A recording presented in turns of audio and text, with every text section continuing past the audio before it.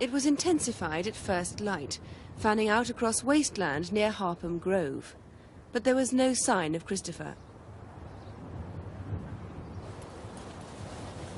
Nor was there the ransom demand that was half expected.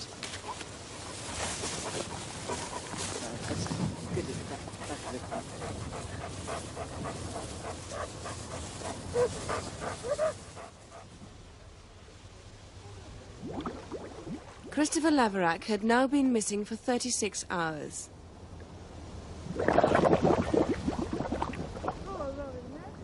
Expecting the worst, police divers began dragging a nearby stretch of water.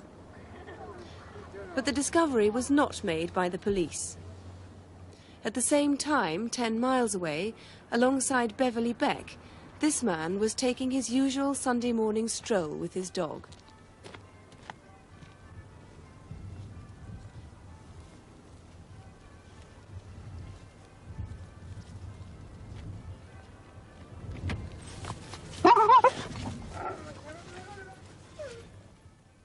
Christopher Laverack had died as a result of severe head injuries inflicted, the police believe, on Friday night.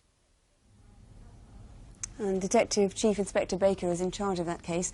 Now, that bag that Christopher was found in was actually a carpet bag, wasn't it? Yes, it was a Treader underlay carpet bag, and this is one identical to it. And are you hoping that somebody might find that gone missing, maybe lost it or lent it? Yes, hoping that somebody in the Humberside or Beverley area, sometime prior to the 9th of March, might have thrown one away or might have lent one to somebody or might have left one outside and it suddenly disappeared or something like that. How much do you know about how and where he died? Well, we know that Christopher died on the Friday night, and we know that he died of severe head injuries, and we also know that he died in a field which contained growing winter barley. Now, forensic evidence shows that he died on the Friday night, but it wasn't until the Sunday morning, in fact, that he was found, 9 miles away from Harpham Grove in Beverley Beck. How do you think he might have got into Beverley Beck? Well, obviously we think he's gone in some form of vehicle. Which vehicle, we don't know. Maybe that car, that unidentified car from that night? Well, obviously we're very interested in that vehicle, and despite numerous appeals to the press and the TV, the driver of that vehicle hasn't come forward.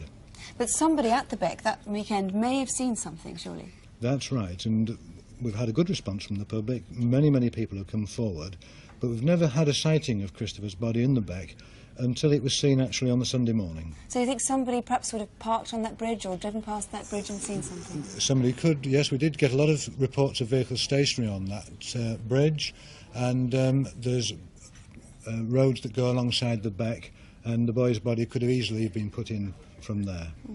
Now, what about this television set? The strange thing about it is that it was ripped out from the back of the set, the flex, while it was still plugged in. That's right. This is the actual flex. This end was plugged into the wall in 7 Harpham Grove. This end went towards the television set, and we believe there's a piece missing from here. So what we're hoping to trace is the television set, and we're hoping that somebody might know of somebody who has got a television set with an unusually short cable, or somebody's asked to repair one, or somebody sold one, or somebody's now got one in the possession. And we're also asking for farmers who have been harvesting in fields of winter barley to keep an eye open for this television set, and we regard this as a vital piece of evidence. We might find who killed Christopher Laverack if we can find that television set. Could well be the case, yes. Mr. Baker, thank you very much. Thank you very much. So, if you've got that ITT television or know anything else about the murder, the number, remember, 01811 8055, or you can phone Humberside Police direct at Hull. The number, Hull 796271. That's 0482 for Hull 796271. We have read about the case, and it appeared in the press on the same day as Mrs. Gandy's death was reported. It was 7 weeks ago, Wednesday the 31st of October. Police Sergeant John Speed, a married man with 2 children, was buried at Leeds Parish Church, ironically just 50 feet from where he'd been gunned down. He was shot as he went to help a colleague who was gravely wounded. Sergeant Speed and his colleague were both unarmed, and on the face of it there appeared to be precious little motive for such violence. But West Yorkshire Police believe the shooting may be linked to 2 previous robberies in the area. We start our reconstruction with a look back to 1981.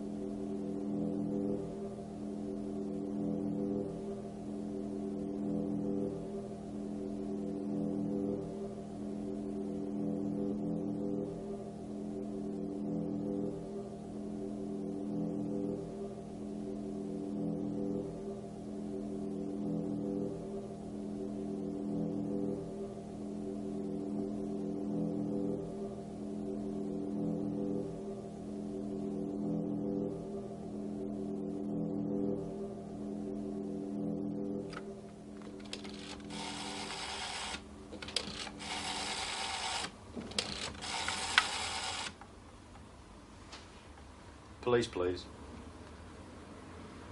Hello? Could you send somebody round now to outside Leeds Parish Church? There's two guys that look like they're going to pinch a car. It's a yellow Mark III Ford Cortina.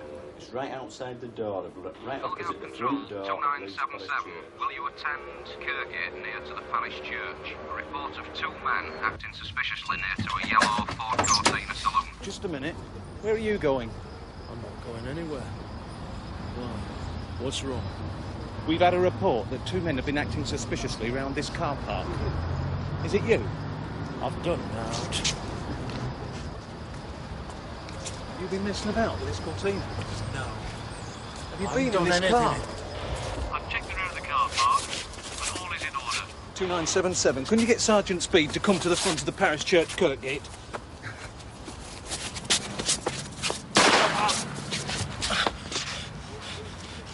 (10:13). 10:13. I've been shot. Get an ambulance. 2977 to control. Description of gunman. He's a white male, about 40 years of age. Stocky build, wearing a grey flat cap and an olive green army-type jacket.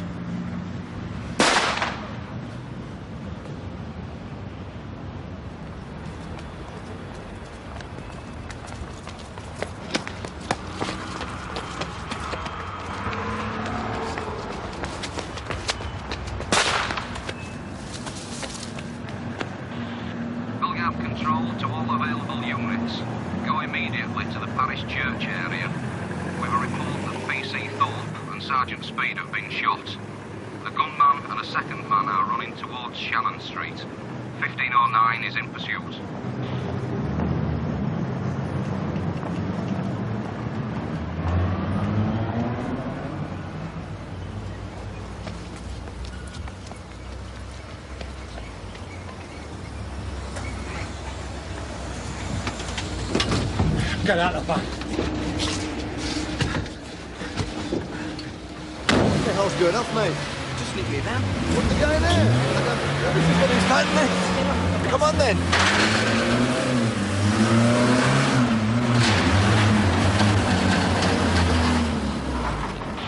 Belgav control to all units. Suspect has hijacked a Port Transit van. The registration number, Echo Whiskey Uniform. 455 Yankee. It's blue in colour and has Stanton roofing painted on the side with a ladder fixed to the roof.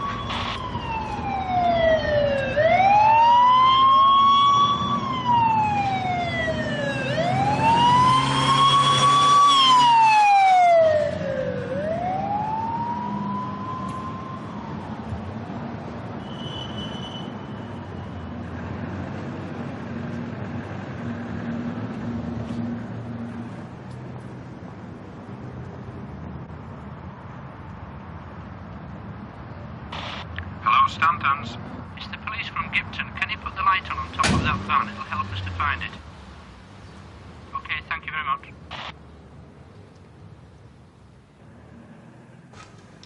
The Indian Prime Minister, Mrs. Gandhi, has been shot dead by assassins in Delhi. The shooting happened just a few hours ago, and Mrs. Gandhi was rushed to hospital for...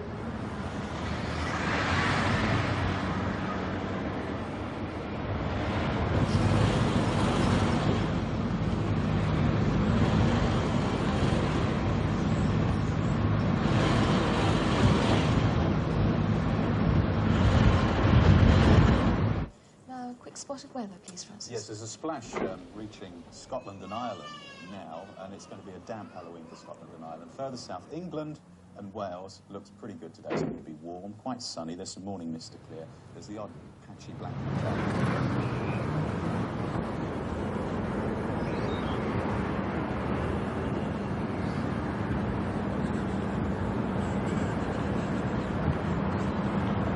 Of the sad death of Mrs. Gandhi, but we will be bringing you that tomorrow. There we are, thank you very much indeed. Very warm, extraordinarily warm for the time of the year, don't you think? Yeah, it should be about 12, 13. It's probably 16, 17 this afternoon, yeah. So Indian summer.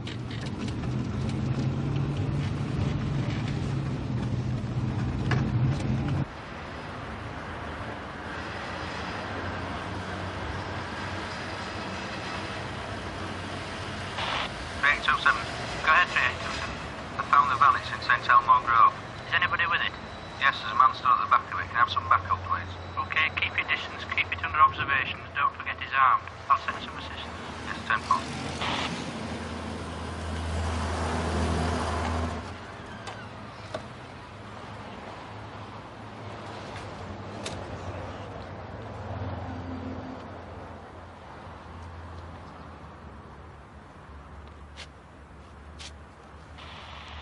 Control to Firearm Unit 51. Will you attend St Elmo's Grove, Leeds 9 immediately? The hijacked vehicle has been recovered in that area. Will you conduct an immediate search there?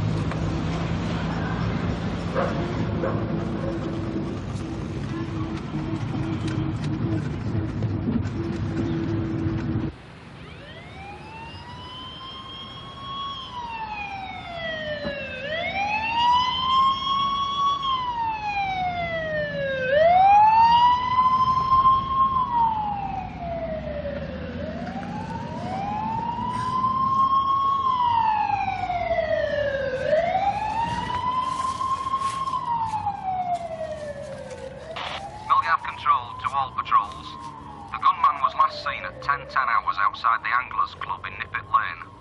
He's a white male, 5 feet 10 inches, well built although not fat, around 40 years of age, mousy coloured hair but grey in collar length. He's wearing a brown and grey checked cap, olive green combat type jacket and dark trousers. Can I reiterate that this man is armed and dangerous? If seen, do not approach but inform control. Well, the man in charge of the inquiry is Detective Chief Superintendent John Conboy. Firstly, why are you linking those two raids we saw at the beginning of that reconstruction, the two raids in Pudsey in 1981? Because the gun used and the bullets used are very similar to the gun and bullets used in the shooting of the two police officers. And what do we know about this gun? It's a .38 revolver, similar to that gun there. Right. People in the underworld might know about that gun. It may well be that somebody has sold the gun within the last few months in Leeds, yes. All right, now let's try and establish the geography. All of this, of course, took place within a very small area. In fact, within 1.5 miles of Kirkgate Parish Church, where the shooting happened. The gunman then ran off, chased by Constable John Raj, to this point here, where he hijacked that blue van at Rhodes Filling Station. The next sighting we have is about a mile away in St Elmo Grove, where, incredibly it seems, he stayed with the van for over 3/4 of an hour. Then, having been spotted by a patrol car, he abandoned the van, taking with him a blue helmet, and headed off this way. Here at Tory Road, he was seen getting rid of the blue helmet. But the trail didn't end there. There were 4 more sightings of the gunman before he reached Leeds Anglers Club at Nippet's Lane, where he was seen for the last time, as far as we know, by that woman hanging out her washing. Now, why would you have spent 3/4 of an hour with the van? Well, I feel he was hiding in public in that area. It's a quiet area of Leeds, off the main York-Leeds road. It may well be he's waiting for his accomplice to arrive there, or it may well be that he was going to carry out a robbery at a nearby post office or building society. Right. What had happened to his accomplice, incidentally? Well, his accomplice was last seen running through the Garden of Rest and onto the railway embankment, and we don't really have any more sightings of him then. But I gather he was seen, or at least conceivably it was him, was seen talking to a woman by some people working in an old people's home. There's a possibility he was seen on the Eber estate of Bermontofts by people in the old people's home talking to that woman there, Now, yes. this woman hasn't come forward yet, despite your appeals. No, we would like her to come forward. She's about 45'4" with fair hair. I've made a number of appeals for her to come forward, and I feel she should do, because I think she gave that man directions. And what about that man? What do we know about his appearance? Well, he's between 30 and 40, 5'10" to 6 foot. He's got dark brown hair. He was wearing a dark donkey jacket and green overalls. Presumably what you want from the public any sightings that they might have had of these two men on that morning? It was, what, Wednesday the 31st of October? All this happened between roughly 9 and 10 o'clock in the morning. Well, it may well be that people in Leeds may have seen those two men together before, and I would hope they would come in and tell us if they have. Any criminal in Leeds, and we've had a great deal of help from the criminals of Leeds, may identify them. I would hope they'd come forward. And if there's anyone who may have kept them in a guest house, lodging house or hotel the night before, I would like them to come forward. The underworld really has helped you try and trace this man? They have, yes. Here is the Crimewatch video fit of him. There you see him coloured in. Maybe you could just repeat what we're looking for. Well, he's about 40 years of age, 5'10". He's stocky build. He was wearing that check cap, olive green combat jacket, dark trousers, and as I said, he's about 40 years of age. In the reconstruction, he had a rather stiff sort of gait, a rather strange run. Was that because he'd hurt himself, or does he normally run like that? He may have hurt himself near the wall at the parish church. A number of witnesses have said he ran pincy-toed. Right. John Conboy, thank you very much indeed. If there's any way in which you think that you might be able to help, please do call us. Here's the number, 01811 8055. Remember, there's a very big reward. You can talk to a BBC researcher if you prefer. You can call the police directly in Leeds. The number there is Leeds 454 197. That's 0532 454 197. And let me stress that you can call in the strictest confidence. In our October programme, we asked you to identify this small ticket. West Yorkshire police believe it could lead them to the killer of 66-year-old Sandy McLelland. He was stabbed to death, and this ticket was found near his body on October the 7th this year. We received a lot of calls about it, and we can now reveal far more about this strange case. Tonight, for the first time, a number of unusual forensic clues will be made public by the man who's leading the inquiry, Detective Superintendent Ken Baines.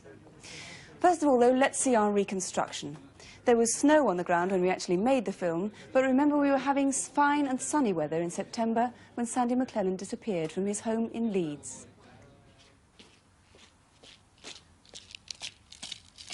Sandy lived on this estate in Winmore on the outskirts of the city. Every Friday he'd walk down to the local pub, the Pender's Arms, where he was known by a lot of the regulars.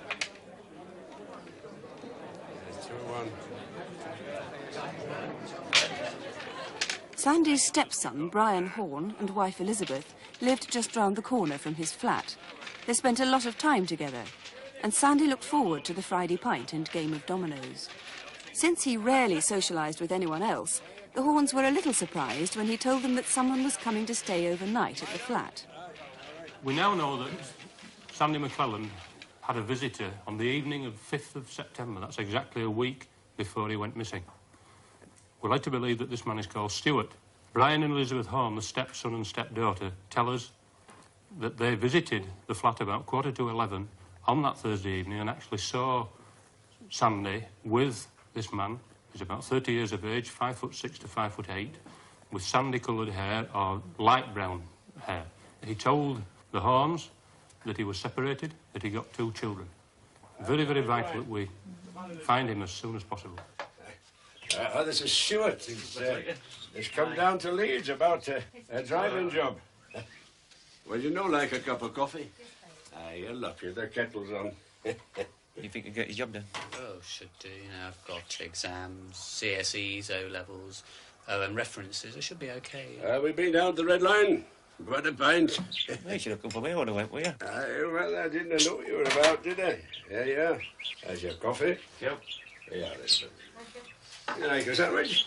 No, not me. It would seem that the purpose of the visit with this man, Stuart, was to try to get a driving job in the Leeds area, possibly connected with the mining industry.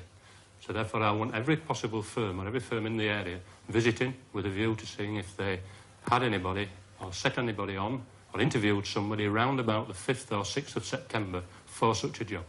Now we've got to concentrate on the evening of Thursday the 12th of September. That's the last time he was last seen alive.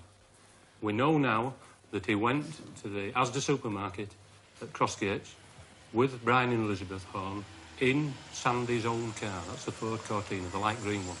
They were accompanied by the 16-year-old granddaughter, Lynn, who they dropped off en route.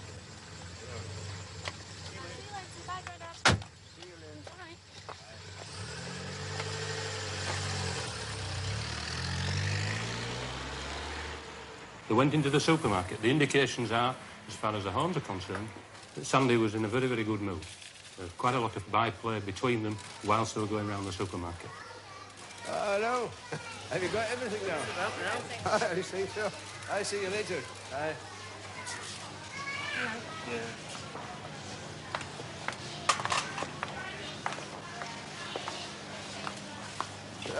We'll meet again,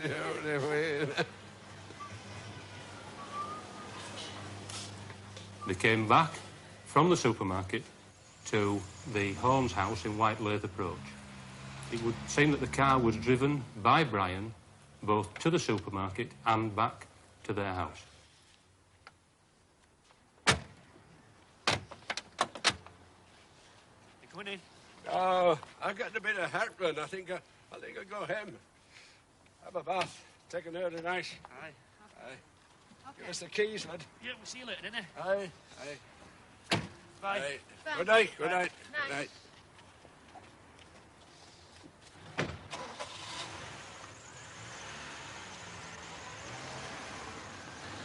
And then Sandy drove the car, it would seem, back to his own flat in Willigarth Avenue. About 10 minutes later, there was a knock on the door at the Horns, and Sandy had come back. Brian! You left your cigarettes? No doubt you'll need them before the morning. See you, Brian. Good night, lad. Good night. He left the house straight away, but we do not know whether he drove off or whether he'd come back to the house in his car or whether he walked back to his flat. That is the last positive sighting that we have got of Sandy McLelland still alive at 8:20 p.m. when he left there. The next positive sighting that we've got of Sandy McLelland's motor car is at 11:30 a.m. on Monday the 7th of October, when it was found on the car park in the centre of Brighouse known as the Bethel Street car park. This car park is adjacent to the Calder and Hebble Canal. It's also adjacent to the Wheelers Working Men's Club. Quite a busy club that seems to have a considerable number of members there.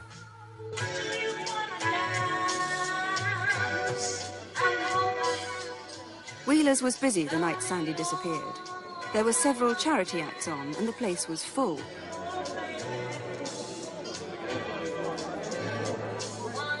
Perhaps you were there. Remember, it was Thursday, September the 12th. Could you have seen Sandy's car in the car park, either that night or any time afterwards?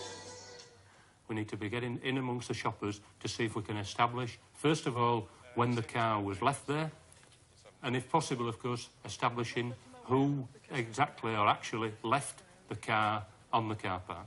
Yeah, okay. So police need to speak to anyone who knew or saw Sandy or his green Ford Cortina in the Leeds Brighouse area around September the 12th. They'd also like anyone who's known Sandy to contact them tonight. He has moved around a lot in his life. He lived in Edinburgh for many years, so perhaps you knew him then. In 1968, he moved to Corby for a job as a storeman with the local council. Then he lived in Grantham for 3 years. He moved back finally to Edinburgh to Grangemouth in 1983, but he moved south to Leeds in April this year. Well, Detective Superintendent Baines, we do know about Stuart from the film. Now, we have a video fit of him. Could we have another description? Yes, he's about 30 years of age, 5'6" to 5'8", with either sandy or light-coloured hair, smooth skin, very smartly dressed.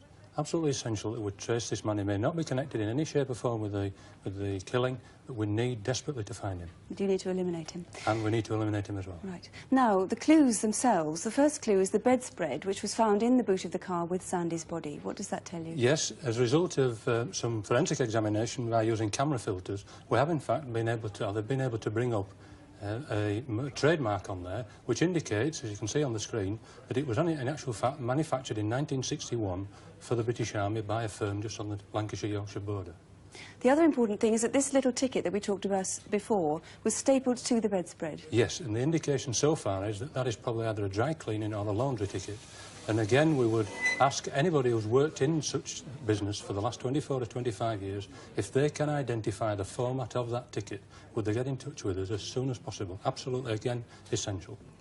Right, now the clothes that Sandy was found in weren't his own. They were too big for him, weren't they? Yes, that's correct. The jeans, similar to the ones on the model, were 4 inches too long for him in the leg, The jumper is about a medium size, but of course the most significant thing is the head warmer. It appears like a balaclava, but it is in actual fact an army issue head warmer or cap comforter used by the military for some considerable time. And again, as with using camera filters, we've been able to bring up once more the date of the manufacture of that, 1952, by a firm called W.H. White & Sons Limited in Leek in Staffordshire, and we know that that firm manufactured over 300,000 of those head warmers between 1952 and 1956. And you did do something else very important from one mark on it. Yes, we saw there's some indication what appeared to be red ink. Again, this wasn't visible to the naked eye, so we sent that to the laboratory as well, for where they were able to use this particular process. You can see some faint traces of red printing on this. It looks as if it might be a number. I can't see much more under a normal light. I think what we'll try is looking at it under this laser. It produces very, very intense screen light. And we'll just have a look and see what's actually there. Oh, it looks more like a name than a number. I can see the letters K, E, L, L, E, T, T. Yes, it looks like the name Kellett, I think. It's fluorescing quite brightly, certainly much better than we could see it before. Well, that's obviously an exciting new lead. You need to find somebody called Mr. Kellett now. Yes, who's written his name on that head warmer, whether he at the time, whether he had it whilst he was in the army, or whether he's had it since then. Absolutely essential. And there could be army connections because of the bedspread and the head warmer. Exactly. It's rather some strange coincidence that we've got two rather dissimilar items in the boot of the car. Anybody else that you'd like to speak to? Yes, we are looking at the suggestion that Sandy may well have been involved in some homosexual activity, and it would be to that particular area of people who may involve themselves in such activities that we would seek information about Sandy McLelland himself, or someone who may have been responsible for his very brutal and vicious death. 66-year-old man who really didn't deserve to die as he did. Mr. Baines, thank you very much indeed. And the number to ring if you can help in complete confidence, 01811 8055. Or if you prefer, ring Leeds Police Direct on Leeds 435 353. That's 0532, the code for Leeds, 435 353. Everyone will have read about this week, and which police urgently need help with is the murder of 10-year-old Sarah Harper. Sarah disappeared from Morley near Leeds 4 weeks ago. Her body was found on Saturday on a stretch of the River Trent at Wilford, near Nottingham. And in charge of the investigation is Detective Superintendent John Stainthorpe.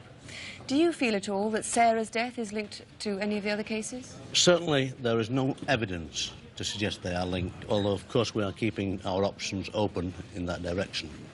Now, Sarah's route, if we can look at our aerial photograph for a moment, Sarah's route to the corner shop, as we can see from that photograph, was along Brunswick Place there, through that little passageway to the shop in Peel Street there. That's about a 2-minute walk, and the same route coming back. You think, looking at that whoever killed her might have Morley connections? Yes, I do. It's a back street area of the town, and I feel the man may be going there in connection with his work, visiting relatives or friends. And I would ask anyone who has any suspicions about such a person, no matter how tenuous the link with Morley may be, to contact the police. Now, you've brought in with you clothes very similar to the ones that Sarah was wearing that day. You've not yet found the clothes or the loaf, indeed, that she bought. That's right. The loaf is very important because this type of bread is not marketed in the area where the body was found. The corduroy skirt and the blue anorak, together with the Clark shoes, are still missing. The only difference between these clothes and the clothes that Sarah was wearing is that those of Sarah's were very well worn. It's important that we find them very quickly. Well, let's hope somebody can help. You can ring Mr. Stainthorpe here in confidence now on 01811 8055. Let's take you back now to the start of the August bank holiday, the Friday night. Were you in Hessel, near Hull, on Humberside that evening? Or have you ever taken driving lessons in that part of the world? If so, was your instructor called Keith Slater? On the night of Friday the 26th of August, Keith answered a knock on the door of his home and someone stabbed him to death. Police hope this reconstruction will prompt people who've ever known Keith Slater to come forward and help with the inquiry. Just outside Hessel, there's a wooded area called Little Switzerland. On Friday morning, Keith and his family walked down there for a picnic. Here we go. See, both go in the end. Very good, isn't it? Keith had no driving lessons that morning because his car was in for service. But by lunchtime, he'd picked up his car and called into the driving school. He was self-employed and had been franchised to the school for the past 16 months. Keith was a keen rugby player who almost always wore his Hessel Rugby Club tie and sweater while at work. Get yourself comfy. Keep bolted in. Make sure your mirrors are good.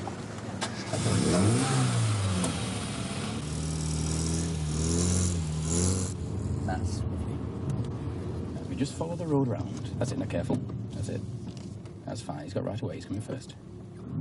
That's smashing. That evening at 8:30, Keith's wife, Carol, finished work. She'd just started a part-time job as a cashier. There was a sale on at home base, and she'd had a difficult and busy evening. I had to remember all those codes. I had to print on codes every time I came up with the stuff. Oh. Just before 9, after a little bit of shopping, they arrived at their home on Bonaccord Road. The children were staying the night with their grandmother, so the two of them came back to an empty house. But 18 months ago, Ted dropped his drawbridge for the last time and moved here to this... After dinner, Keith and Carol spent a quiet evening watching television. But shortly after 10:30, Carol, who wasn't interested in the programme, went to bed. I'm going up now, love. An hour later, at 11:30, Keith went up too.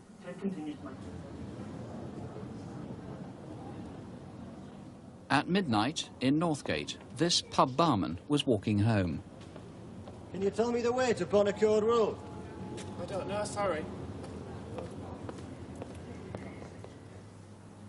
A few minutes later, at Andy Carr's Taxis, close to Hessel Square.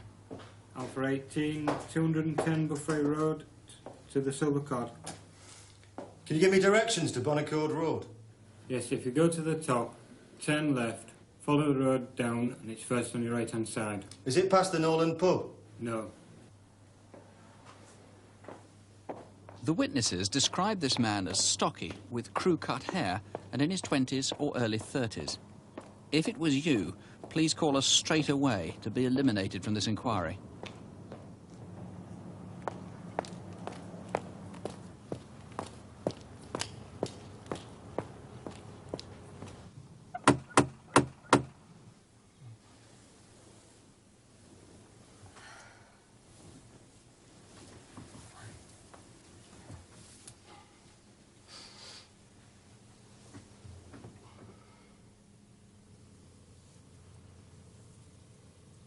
Keith, is it the police? The police?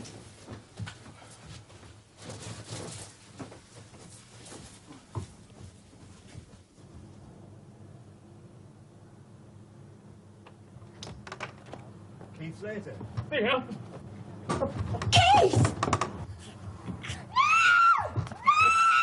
The screams were heard by a couple walking home a block away. They thought it was a party.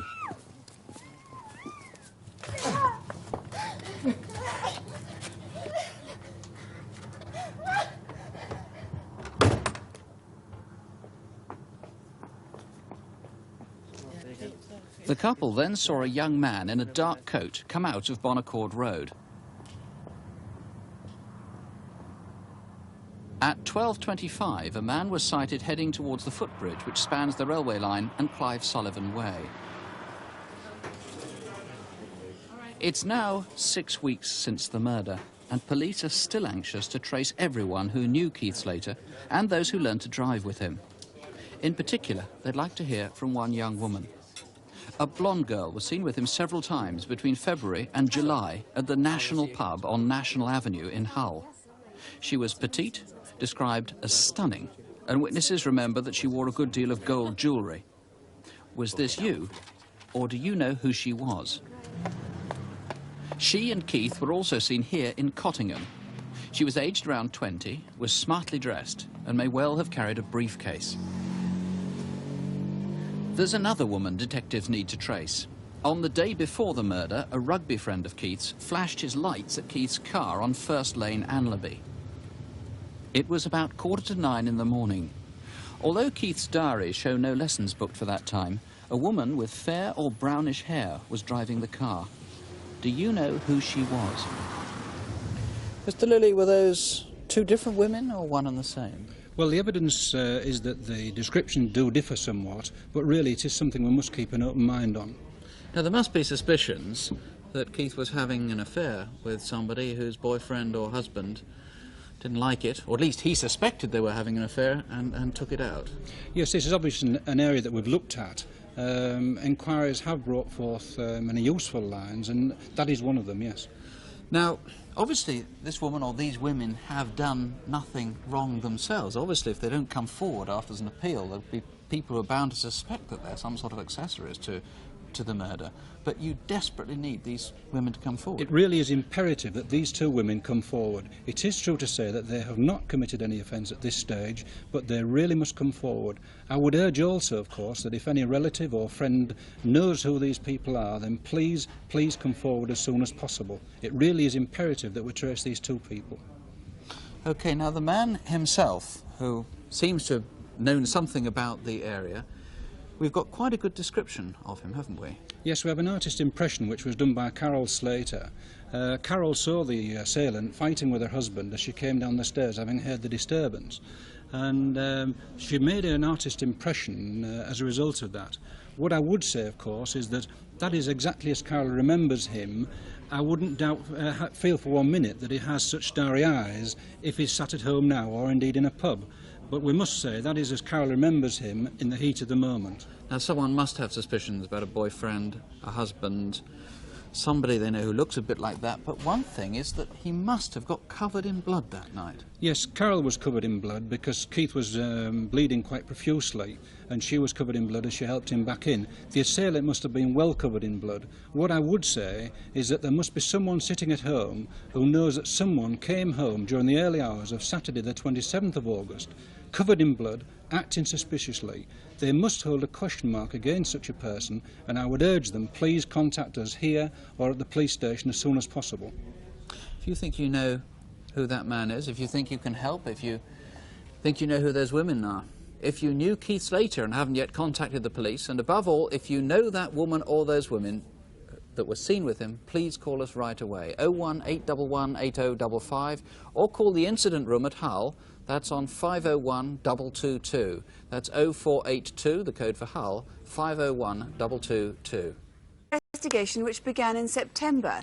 The summer's hot weather had reduced the level of a reservoir at Ripponden in West Yorkshire, and someone noticed what looked like a body in the shallow water. As a result, what had for nearly a year been a missing persons inquiry became a full-scale murder investigation. The victim was 23-year-old Laurence Winstanley from Oldham, near Manchester.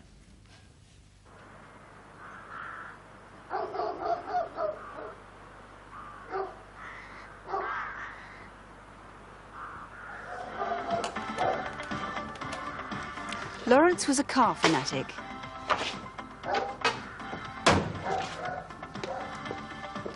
He was a dedicated motor mechanic and worked all hours running his own workshop from a converted pigsty in Shover on the outskirts of Manchester.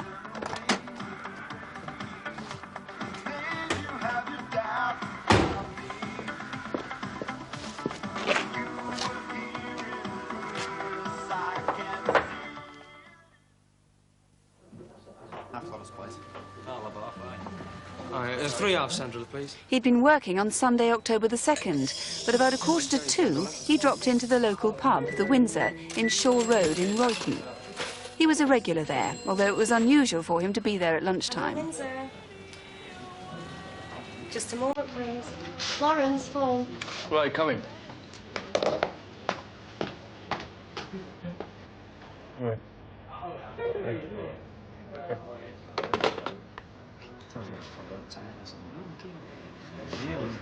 I'm just going to go around to my mother's house, lads. I'll be back in a minute, all right? Aye, all right. Witnesses remember that Laurence seemed agitated after taking that phone call.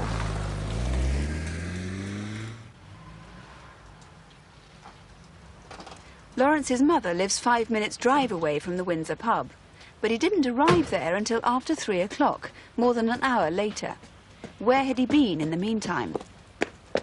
Ever since Laurence had left home, he'd visited his mother regularly, sometimes 2 or 3 times a day. Hello, Mum. you want a cup of coffee? No, thanks. I'm in a bit of a rush. I've got a lot on today. I just wanted to see you're all set to go to Windermere. Oh, yes. Listen, I brought you this to spend. Yeah, take that. Oh, are you sure? Thank you. Yes, I'm sure. I've got 240 quid here. Oh, you shouldn't show people money like that. Nah, it's all right. Are you all right? You look a bit worried. Yeah, I'm fine, thanks. Yeah, there's nothing wrong. Listen, what time is it? It's 3:30. Oh, listen, I'll have to go. I'm in a real rush. I'm sorry, Mum. Bye, Mum. Bye, love. Listen, have a great time. Oh, all right. See you when you get back. Right. Bye.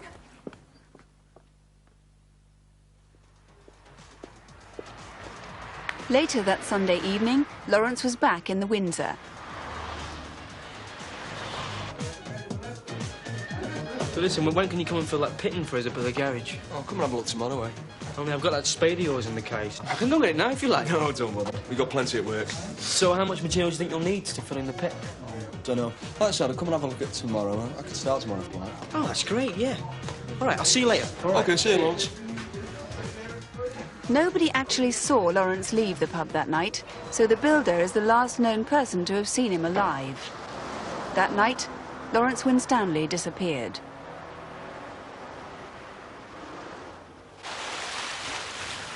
Nearly a year later, the hot weather during this last summer caused the water in Baiting's dam at Ripponden in West Yorkshire to drop. Someone saw something that looked like a body and called the police. What have we got, sir? There's certainly a body down there, sir. I can't tell at the moment whether it's male or female. It appears to be wrapped in some sort of material and it's weighted down. Let's feel. We'll go to Halifax and set them to. All right. Thanks, sir.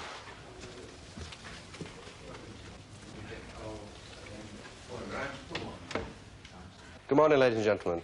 We've now established that the body recovered from Baiting Reservoir on the 26th of September of this year is that of Laurence Conrad Winstanley. He was a motor dealer, and at the time when he went missing, it was believed that it was a simple missing from home. The inquiries that were carried out at that time could establish no reason why he should go missing. 2 days after Laurence had disappeared, his car was taken to a scrapyard.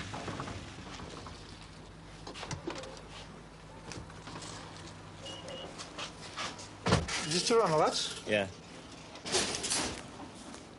Just put it over there, will you? Laurence had recently paid £350 for that car, planning to do it up and sell it for about £800, so he wouldn't have let it go for scrap.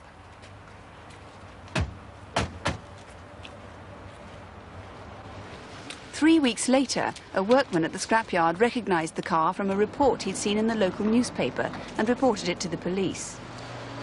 A few weeks after that, after officers working on the missing persons inquiry had checked it over, the car was scrapped.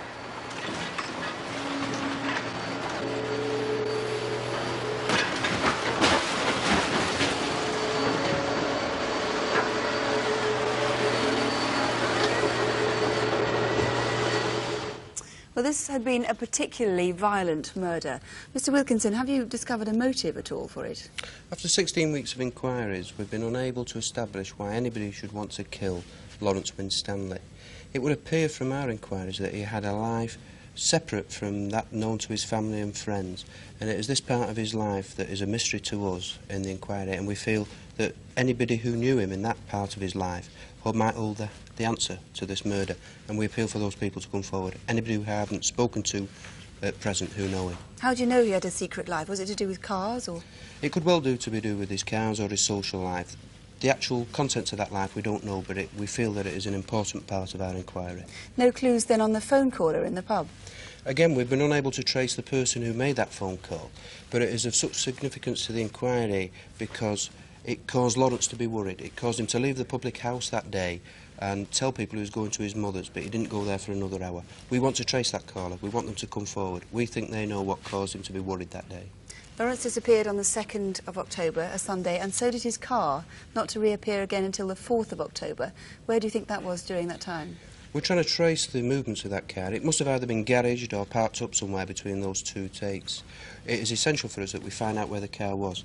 It could be that when it was taken in at 7:35 on that Tuesday morning, that it was in fact taken in by somebody not connected with the murder but on behalf of somebody else.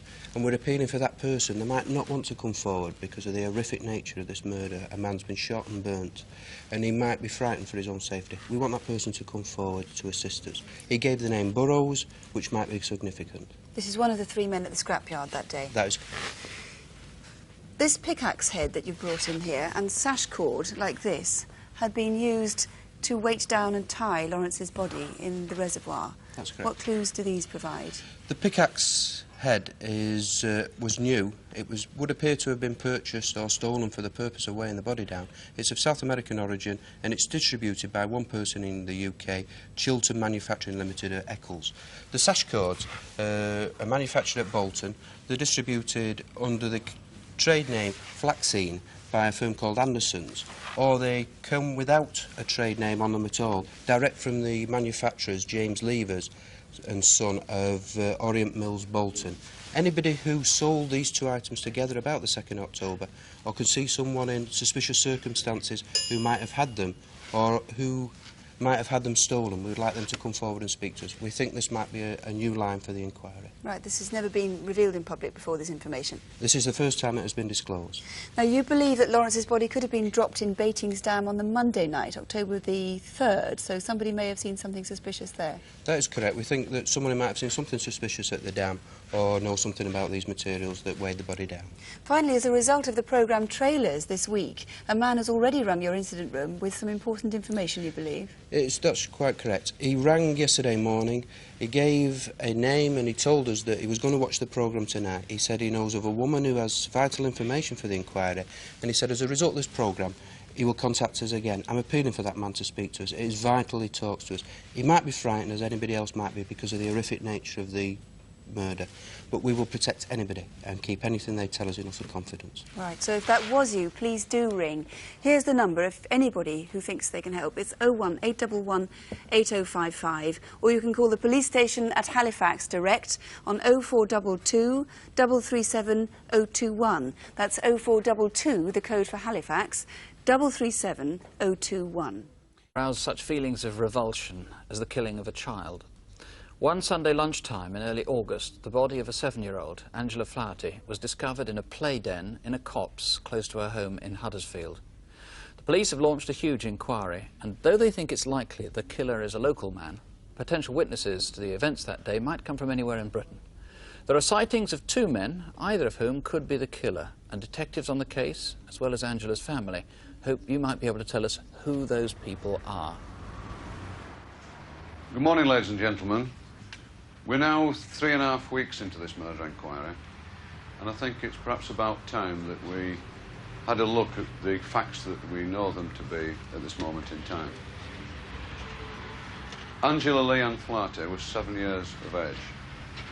She was the youngest of 4 sisters, came from a good family, and she lived with her family in Brownroyd Avenue on the Rawthorpe estate. Rawthorpe overlooks Kellner Bank, where children often played in a den among the trees, and where Angela was found. Just below the copse, there's a lane called Bradley Mills Road, which runs down to Huddersfield Town Football Ground. The afternoon she died, some 2,000 people were gathered here from across the west of Yorkshire. Huddersfield were playing Leeds United. So what do we know about Angela's movements on Saturday the 10th of August? We know that during the morning she was home watching television with her sisters, and then she went outside playing with a pink and white pedal cycle. From after lunch till roughly 3 o'clock, Angela was with her sister and some friends in the play area behind her home.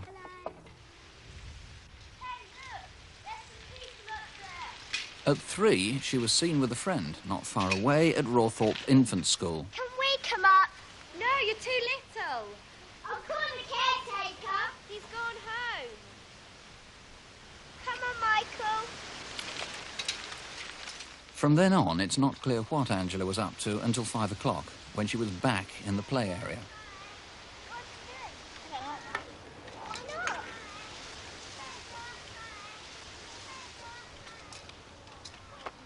Sometime before 5:30, she pedalled off behind some houses above the slope of Kelner Bank. She wasn't seen alive by her family again. Around 10 to 6, Susan Duncan was driving home from the market where each Saturday she sells clothes.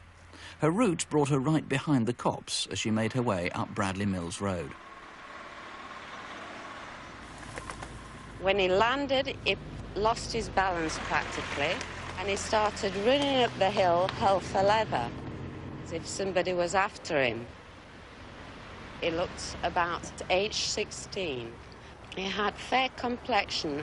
He was of medium height and wore all beige clothing, and his T-shirt wasn't of the baggy type, it was close-fitting, and I could see his waist quite clearly, which in my opinion looked to be 28 to 30 inches. He was extremely slim. This man may have been there for some very innocent reason, but he could be our killer. It is vitally important that we trace this youth and interview him. Sometime before 8, more than 2 hours after Angela had cycled off, Tom Smith and his sister Kate were driving down the hill behind the cops. I saw him stood looking back into the woods where he just jumped from. I just thought it was funny. Black hair, medium weight, blue jeans and a grey-white coat with a blue stripe down the arm. What we are wanting to do is desperately trace those two unidentified men. We must press on with our inquiries in the Rawthorpe estate and on the estate at the bottom of Kelner Bank. There are 692 houses on Rawthorpe estate alone. Every person over the age of 5 has to be interviewed, and over 80 officers have been drafted in to help. Did you know Angela Flaherty? Yes, I did. Could you tell me the time and place you last saw Angela? Around about 5:15 Saturday afternoon. That was on the 10th of August? Yes. Did you know Angela? Yes, I did. And how did you know Angela? My son Michael used to play with her. Have you ever visited a den on Kelner Bank? Only when Michael took me down there. Did you see any girl answering Angela's description on Saturday the 10th?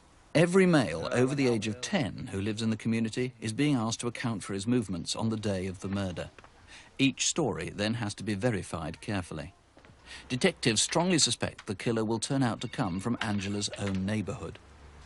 The reason I believe that the killer is going to be a local man is due to statistical research, and in many inquiries of this nature, it has been found that the man has been a local. I've also got to bear in mind, of course, the scene where Angela's body was found. It was in a copse, in a den which was used by local children, and it's obviously very important to believe that the man must have known about that den. If Crimewatch viewers lead police to individual suspects, then forensic evidence is likely to convict them or eliminate them from the inquiry. Angela's bike was found close to the body and it's been subjected to minute examination. A single fibre has been found, which could come from the attacker's clothing. Some new high-tech analysis is being done to gather microscopic clues, but plain old-fashioned fingerprinting could still provide the crucial incriminating links. We have now taken fingerprints from Angela's friends, Angela's family, and any person that we can find who had legitimate access to that particular bicycle. Some of the prints have been identified as coming from Angela's friends and family. However, there are still other, as yet unidentified prints, and I'm very hopeful that these are in fact the marks left by her killer. Peter Bottomley, there's no doubt how best Crimewatch viewers can help, and that's identifying the two men seen at the bottom of Kelner Bank jumping into the road. The first one seen by Susan Davis at about 10 to 6. Tell us what we know about him, how viewers might recognise him. This man is 16 to the early 20s. is 5'8", is slim-build, he's got collar-length brown hair, and he was wearing light-coloured casual clothing and running away from the scene at a very, very fast speed. Now, and although Susan Duncan said he was about 16, a second witness thought he was older. That's correct, yes. And the second chap who was seen by Tom and Kate Smith, this is a couple of hours later, about 7:45. We still haven't found him. He is in his 20s, 5'10", collar-length, dark hair, and was wearing blue denim jeans and a grey jacket. Now, it's possible that either or both of these men were there for perfectly innocent reasons, nothing to do with this inquiry, nothing to do with Angela at all. That is true, or they may have been there for some other reason that they're frightened of coming forward. I am looking for one person and one person only, and that is Angela's killer. If those people are watching television tonight, I don't care what other reason they were there for, please ring me and we will deal with that matter in confidence. OK, that's a good promise. What about people who are watching who have suspicions? I mean, must it be someone who comes from Huddersfield, or could it be someone with Huddersfield connections? I'm interested in anyone who was in Huddersfield, in the Rowthorpe-Dalton area, on that Saturday afternoon. Saturday the 10th of August. The 10th of August, wherever they come from within the country. And I'm wanting people, really, who have any information at all to ring in, not to presume that someone else may ring in. Please ring in, because we've got to catch this killer of this beautiful and innocent little girl before another tragedy occurs. OK, well, please, if this does result in arrest, don't find yourself saying, oh, I always had suspicions about that. Please call us now with any suspicions you have, or if you can identify either of those two men. Here's the number, 081 811 8181, 081 811 8181, or you can call the incident room in Huddersfield, that's 0484 436621, 0484, the code for Huddersfield, 436621. A little girl more than 16 years ago. It's a case that has shocked the nation twice. In October 1975, 11-year-old Leslie Molseed was murdered on her way to the local shop. And for some time afterwards, parents everywhere thought twice before letting young children go out alone. Then, last month, came the second shock. Stefan Kishko, the man convicted of years ago, was cleared by the Court of Appeal. He'd spent 16 years in jail for a crime he couldn't possibly have committed. So now the investigation into the murder of Leslie Molseed has reopened. Key witnesses from 1975 have helped us to make this reconstruction. We hear the voice of Leslie's mother, April, but an actress takes her part. With your help tonight, perhaps it's not too late to see justice finally take its proper course. Our film begins in Rochdale in Lancashire on Sunday, October the 5th, 1975.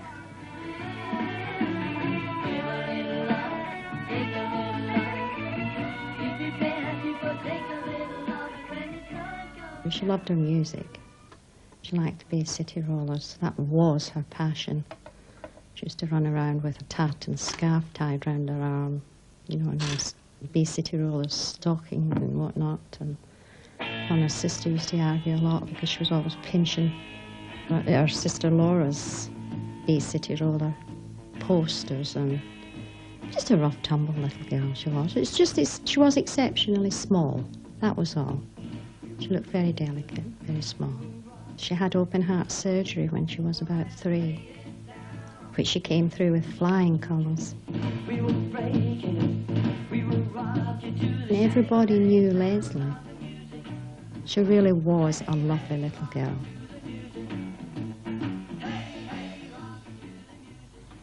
Leslie lived with her mother, stepfather and elder brother and sister on the Turf Hill estate in Rochdale.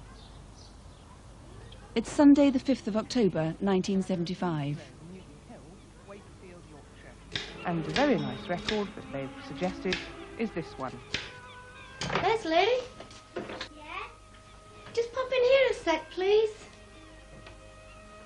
Yeah? You just go to the shop for me.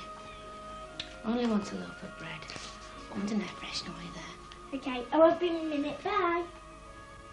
The local spa shop was in Anstall Road, a 10-minute walk away.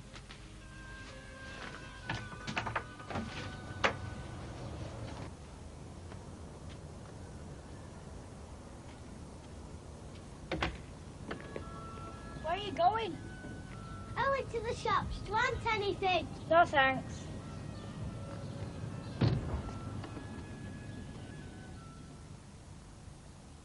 Bernadette Hegarty was 10 years old at the time and lived on the same estate. I'd known Leslie since we were small. We used to play together. She only lived a couple of doors away. As she was going to the shop that day, I was walking up behind her. We didn't walk up together because we'd fell out at the youth club on Friday over a maxi dress. So Leslie went off up the lane and I went round the other way.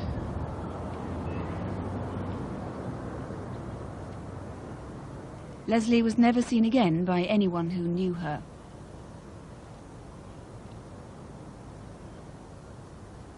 The shopkeeper couldn't be sure that she ever reached the shop.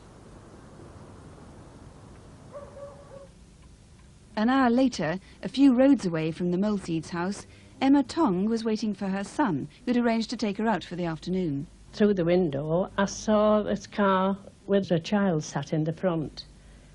A man in his 30s with thinning, fluffy brown hair got into the car. It was dirty, like a beigey colour, with the red round, as though it was ready for respraying. I saw that poster of the little girl when I was going in town. And I thought, sure that's that little girl I saw in that car, him outside of my house, you know. By 1:30, Leslie had been gone more than an hour. Laura went to look for her. About 20 minutes' drive from Rochdale is the A672, linking the M62 with Halifax. At about 3:30 that Sunday afternoon, Christopher Coverdale saw something that struck him as odd. As I came around this particular corner, I saw a man and a young girl on the skyline.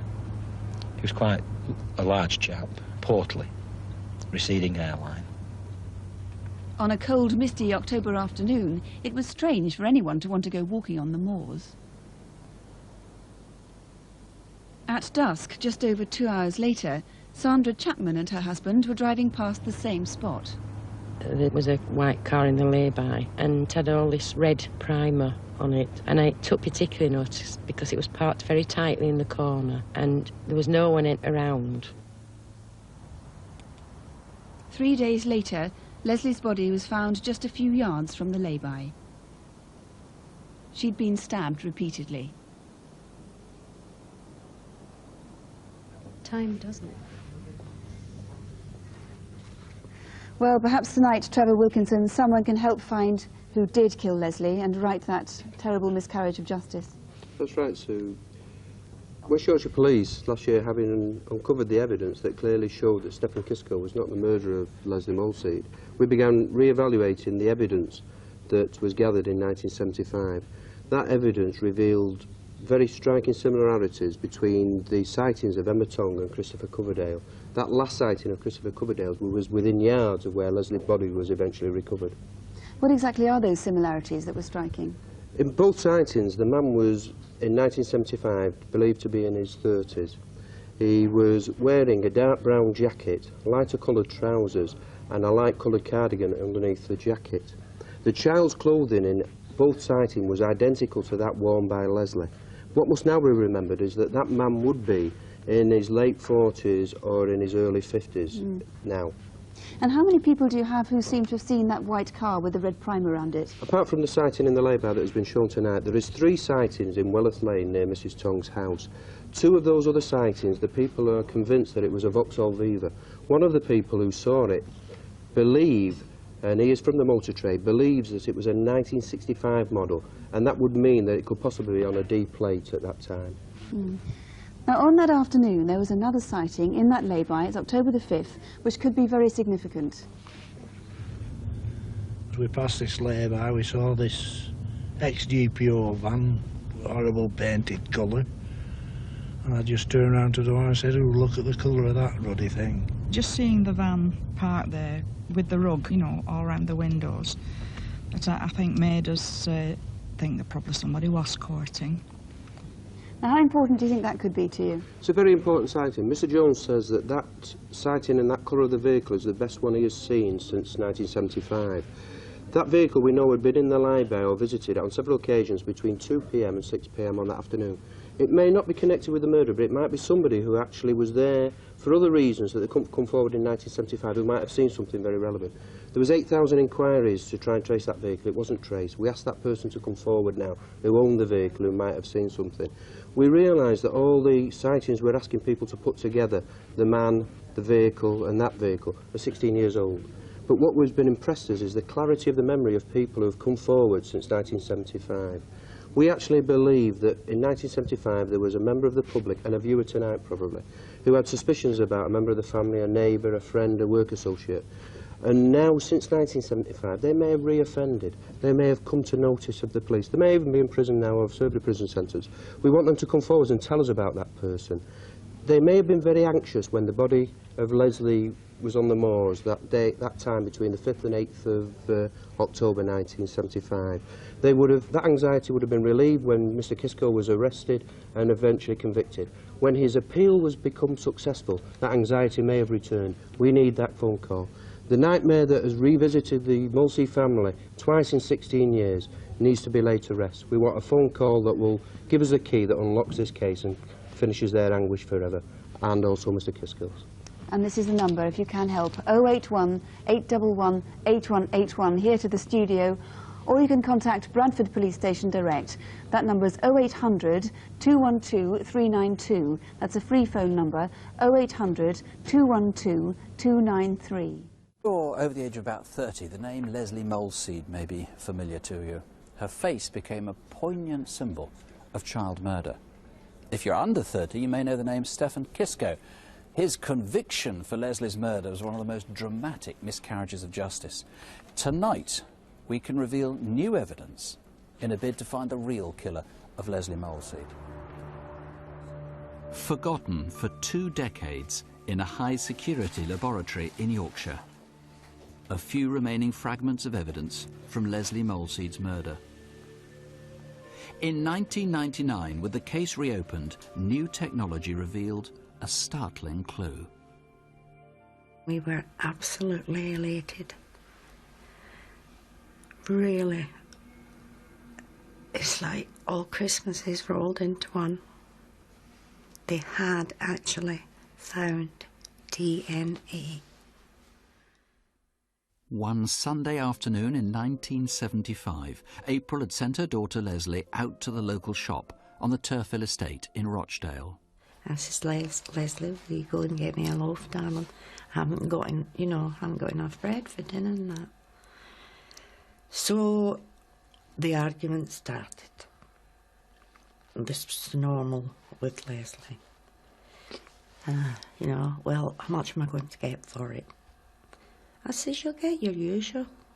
You'll get threepence and like it. Leslie's way to the shop lay up Styups Lane. I believe that Styups Lane is the place where Leslie was abducted. It's clear she was going down there to the shop. It's a high-sided lane and would afford some protection to an abductor. And I have to say, I suspect that Leslie was probably talked into the car. She was such a chatty little thing. Everybody knew Leslie. Well, most people knew Leslie, or they knew of her, because she was such a chatty, friendly child. That afternoon, a driver on the A672, the road that runs from Halifax to Oldham, saw a girl who looked like Leslie walking with a man on the moor. She was 11, but she looked smaller. She looked about maybe 9. In height, very small, very tiny. 3 days later, her tiny body was found on the moor. Leslie had been sexually assaulted and stabbed. After two hours, I knew that Leslie was gone. And after 3, I just turned to my husband and I looked at him and I says, Leslie's dead. I believe Leslie was led up there. It's hugely poignant that the shopping bag is at the scene, and I think probably she walked up there with that shopping bag and thought she was going home later that afternoon. My husband woke me up and said the detectives think they've found Leslie. They wanted us to go to Halifax. They just took me down the corridor, took me into a room, and she was lying on the table as well. She was asleep. She just looked as though she was asleep. And for one wonderful moment I thought she was asleep. But the tragedy was made even worse, a notorious miscarriage of justice. Police arrested Stephen Kisco, who lived with his mum in Rochdale, and he was convicted of Leslie's murder. It had a closure to it, an ending. There was considerable compelling evidence in 1975 that Stefan Kisco had been the killer of Leslie Molseed. Detectives had a signed confession. They had allegations of 2 indecent exposure offences that they could link Kisco to, and there was other aspects of evidence as well that suggested he may have been responsible. Yet Stefan had confessed under circumstances that would nowadays be inadmissible in court. And his mother, Charlotte, knew for sure he hadn't done it. He'd been with her at the time. She campaigned tirelessly for his release. Knowing that Stefan was innocent was a driving force because she was with him. And they did what they did every Sunday, which was visit the grave of his father. Stefan, he's often been painted as somebody who was not very bright, but I think that's unfair. He worked for the England Revenue as an inspector, held that job down, was doing well, spoke a number of languages, played a musical instrument. So he was certainly intelligent enough. I think what he was extremely naive and ingenuous. 15 years after Stefan had been sent to prison, Campbell Malone persuaded the Home Secretary to have the case reopened. It soon emerged that Stefan was infertile. That meant he couldn't possibly have produced the semen found where Leslie died. In 1992, after 16 years inside, Stefan Kisco was released. I didn't accept it right away. I just couldn't fathom out how they could keep that man for 16 years and him not be guilty. 16 years has been a nightmare and hell, to be honest with you. In the way that a prisoner of the nature of the offence with which I was convicted of gets treated in prison. Less than a year later, Stefan had a heart attack and died. And soon afterwards, his mother, Charlotte, followed. I think it was her determination to see Stefan free that kept her alive, and then to be there for him because he desperately needed her by his side when he came out. Stefan Kisco was definitely innocent, so Leslie's killer is still out there, and a new inquiry's underway. A major stumbling block for us was that most of the evidence had been disposed of in the 70s. All we ever had to work on was the paperwork involved in the case. We knew that Stefan Kisco couldn't produce sperm, and we knew that sperm had been on Leslie's body, but only through documentary evidence. The test that we used was specifically developed for this case, and we undertook 2 or 3 months of experimental work. I remember getting the call, hearing that we now had a DNA profile. Now all police needed was a match, and the focus was on where Leslie was abducted. Over 200 men have volunteered for tests, many from the Turfill estate in Rochdale. Are you prepared to give us a sample? Yeah. The man would, if living, be between 50 and 70 now.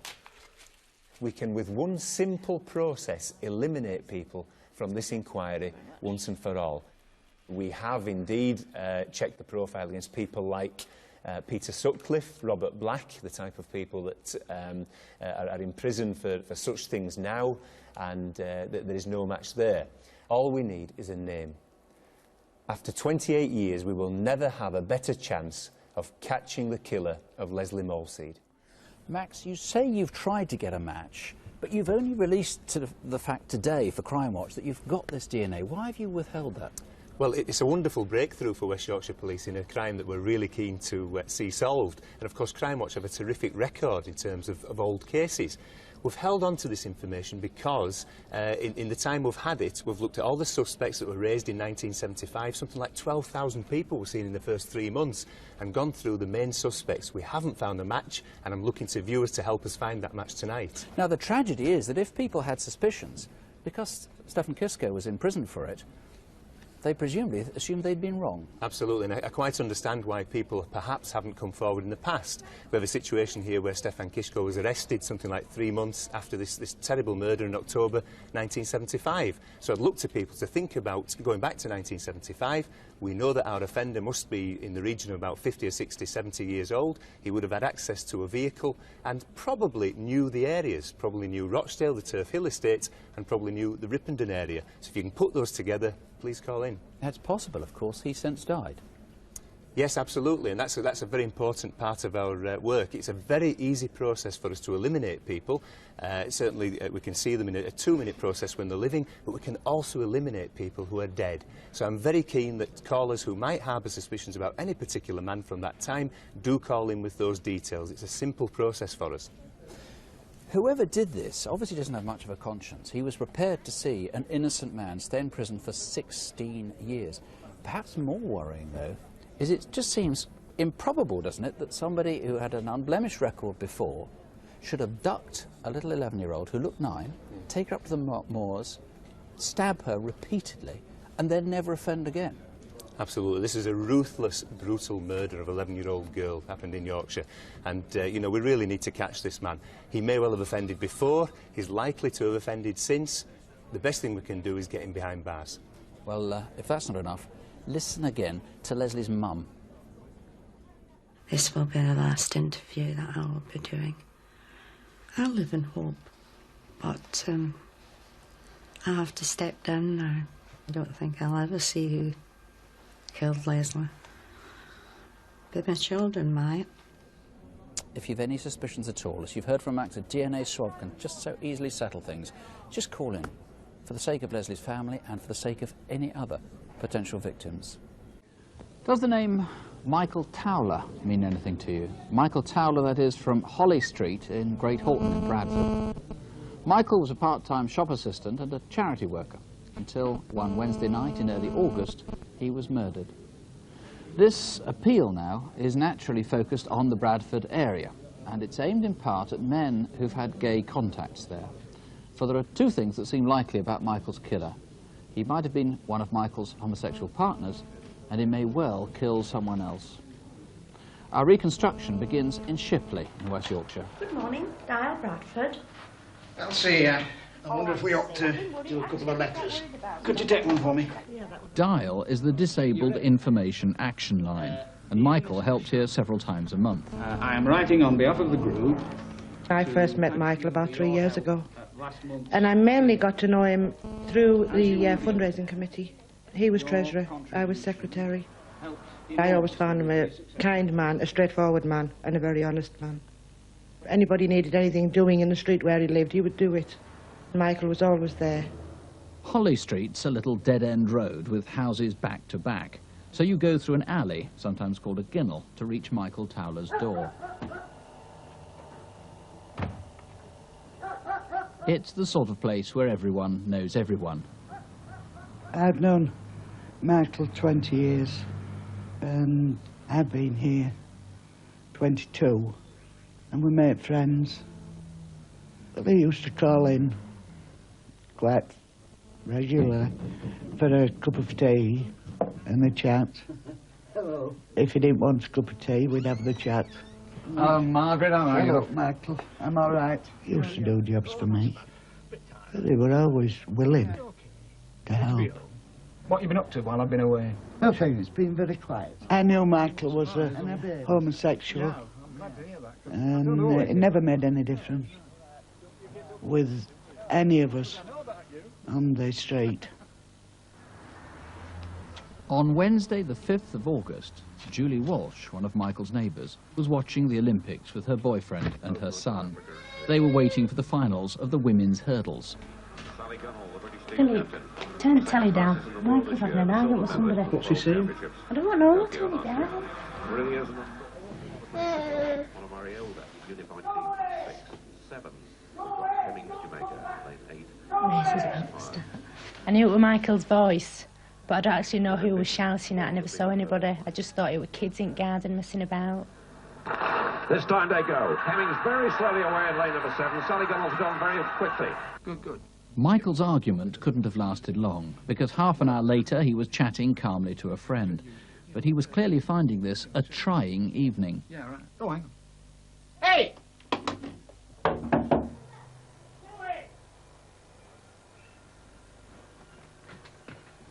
This is private property. If you come back again, I'll call the police. Whoever he was angry with that evening is an important witness. Please call us now if it was you. Sorry about that. Now, where were we? 2 hours later, a couple from just down the street were going out. Hi, Michael. Hello.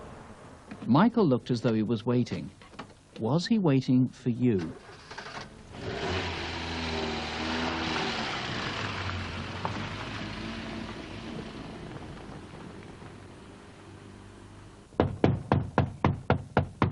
Mary Barber lives next door to Michael.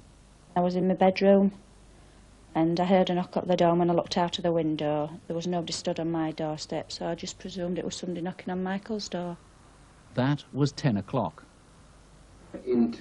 Downstairs, an hour later, Mary's son, Scott, was settling down to a late supper. Could hear Michael's telly on next door. It was quite loud. First of all, it was just telly on, and then I started hearing noises. You could hear somebody talking. I couldn't hear what they were saying. It was mumble, and I couldn't actually tell whether it was Michael or not. And I just listened for a few seconds and then thought what else of it. Now the Hessel finds itself once more in the midst of a recession. The Hare and Hounds pub is round the corner from Michael's house.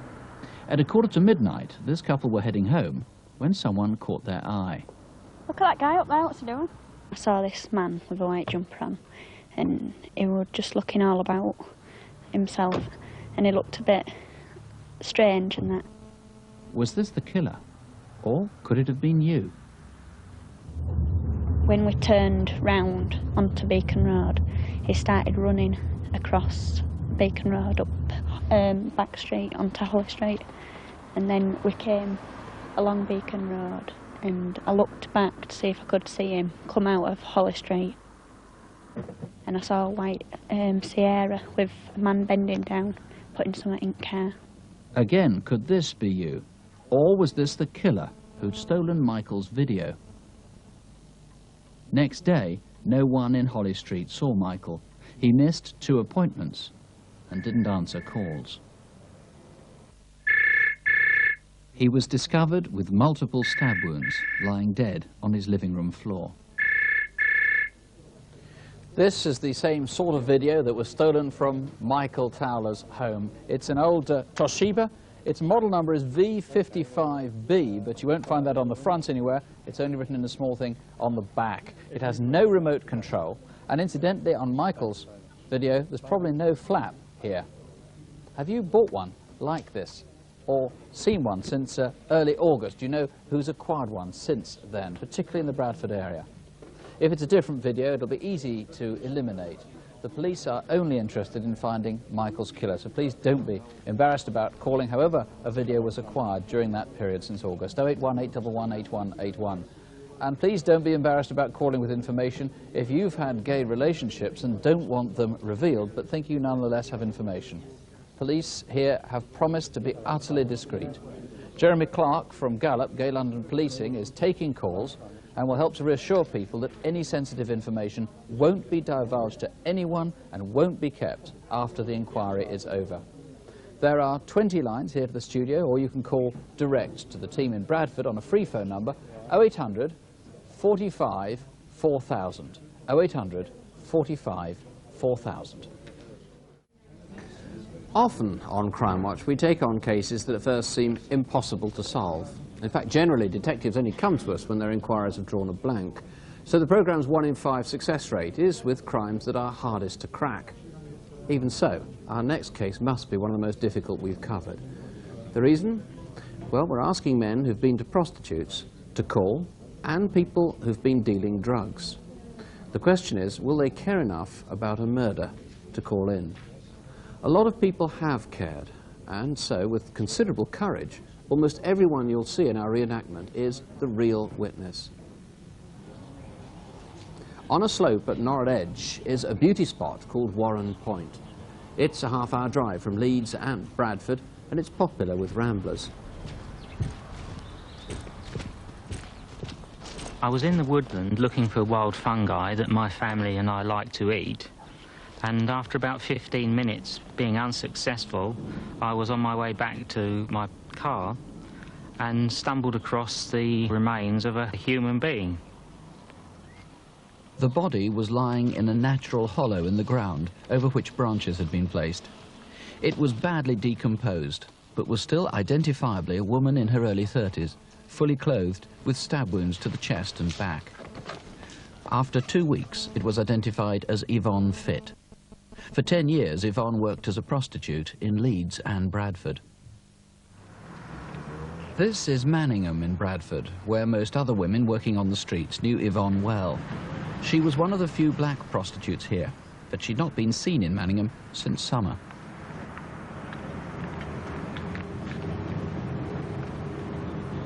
She'd been arrested more times than members of the Vice Squad could remember, among them PC Ingrid Cannon. I'm here.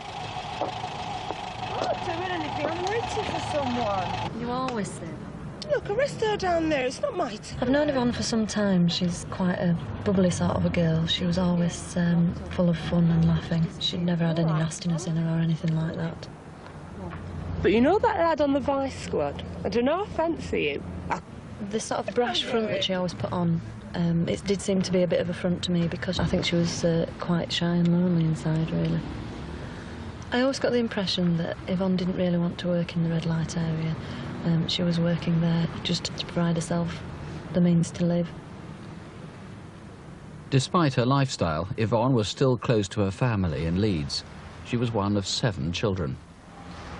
How much are they? £8. Sometimes she don't come for sometimes 2-3 months. And when she does come, she turn up with a bundle of flowers, a bunch of flowers. Sometimes 3-4 bunches. And I always say to Yvonne, I say, Yvonne, don't spend so much money on flowers, you know. And she says, Mum, nothing is too much for you. People told me that Yvonne was on the game, that they see her standing about.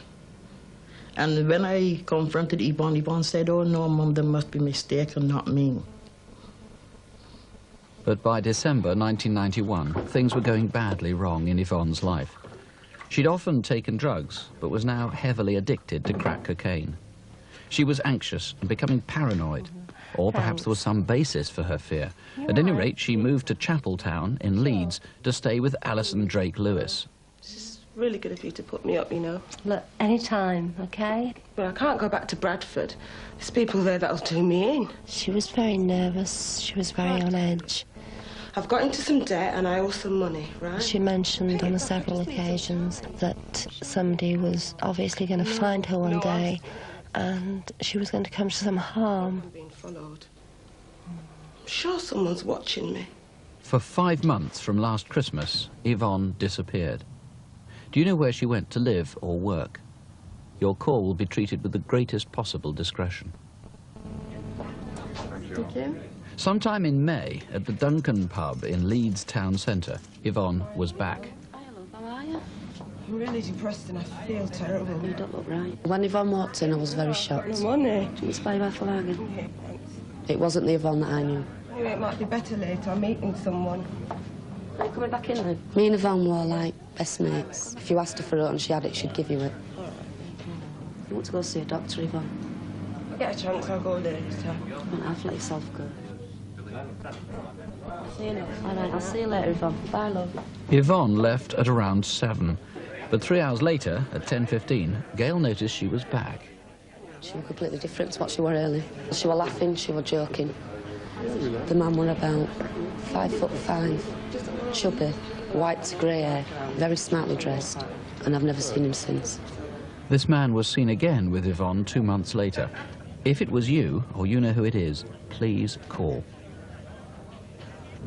Then, in Bradford, in the summer, PC Ingrid Cannon saw Yvonne again.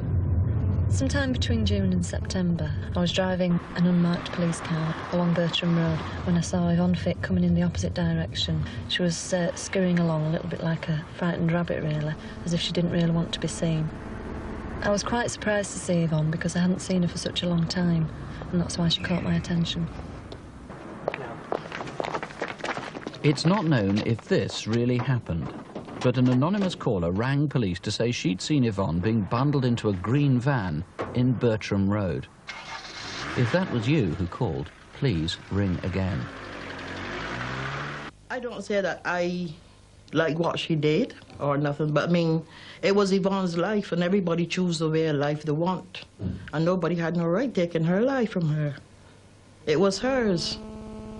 Tony Whittle, the people who are most likely to help are likely to be people who are pretty wary of calling in to the programme for pretty obvious reasons. Yes, that's I mean, right. frankly, if you were out there, would you ring in?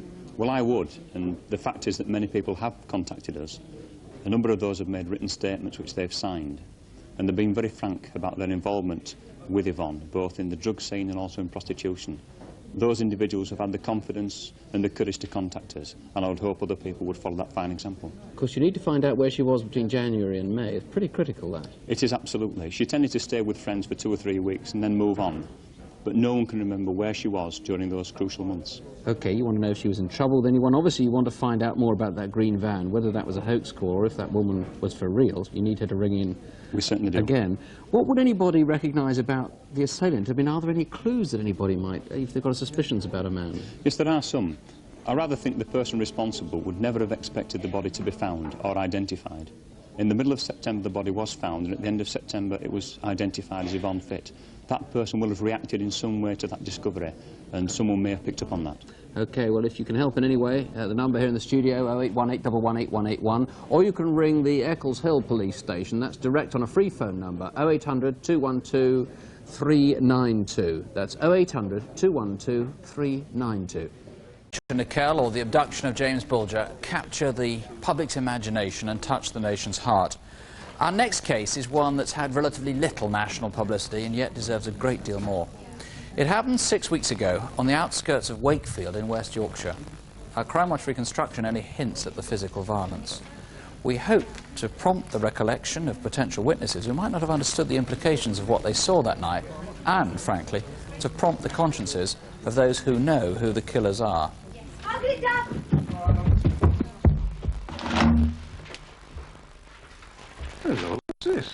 I thought you were going down to the job centre today. I am. This is the latest fashion. I thought I might go dressed like this to get me noticed. Go on, look. Let's see if there are any jobs in there. Here. So. There, there's that one. Well, that's no good. You need word processing. Yeah, well, I might as well write for it. I mean, I've written enough. That last letter I did was really good. I'm surprised I didn't get an interview for that. Yeah, all right, if you want. Julia was keen to work. She wrote an awful lot of letters. Not all jobs replied to her, unfortunately, and that used to upset her a little bit that she'd put the effort in, but it never disheartened her. She soon bounced back. I always thought that the best job for Julia would be in fashion, because she had a very canny knack of picking up bargains. No, but you could wear that body, that She really loved short clothes. Julia always wanted to look smart. Hey, sis! You'll be pleased to know I'm not borrowing your top tonight. Yeah, but I bet you're raiding my mum's wardrobe. I don't know why you always have a dig at me. I always wash and iron your stuff and put it back. If you really want to know, my mate Sarah lent me some money for a new outfit. What do you think? That's nice, that. Hi, Mum. Hi, love. Are you out again? Yeah, I am. Where are you going tonight? Going round town. Yeah, I met up with Sarah at lunchtime. Thought we'd go out for a drink. Sis! Can I borrow your mascara? Julia loved life, yes. She packed a lot of fun into those 18 years. And She had a tremendous zest for life, did Julia. Hiya, Julia. Yeah, in a bit. I can't get my hair to go on. It looks fine. Hey, you look really nice in that. I said you would, didn't I? Oh, I've got a spot. I've tried to cover it up. Oh, nobody's going to see that thing. You think? Yeah. Oh, it'll have to do. Hang on, I'll just say bye to my mum. Right, Mum, I'm off. What do I look like? All right. You look lovely. Are you going to be late? Should be in about 2-ish. OK. All right, see you later. Have you got your keys? Yes, I've got me keys. Ta-ra. Bye, Mum.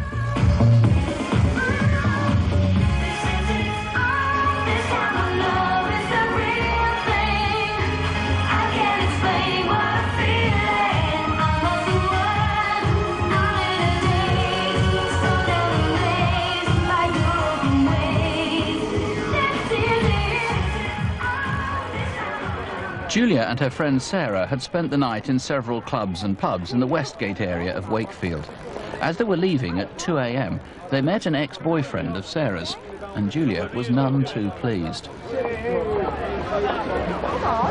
we going? Because you said we were going home in a taxi. I'm not here all night. No way. You said we were going home together. Don't start, Julia. Julia resigned herself to going home alone. Look, if you want to go off with him, that's fine. Go on. But can you lend me some money for a taxi? Only I haven't got any. Here, I'll lend you £5. Oh, thanks ever so much. Are you sure you're going to be all right? Yeah, I'll be all right. Well, look, we'll walk you to taxi rank. Look, I'm a big girl now. I'll be all right. I'll see you tomorrow. Ta-ra. Julia didn't get a taxi. For some reason, perhaps to save the money, she decided to walk home.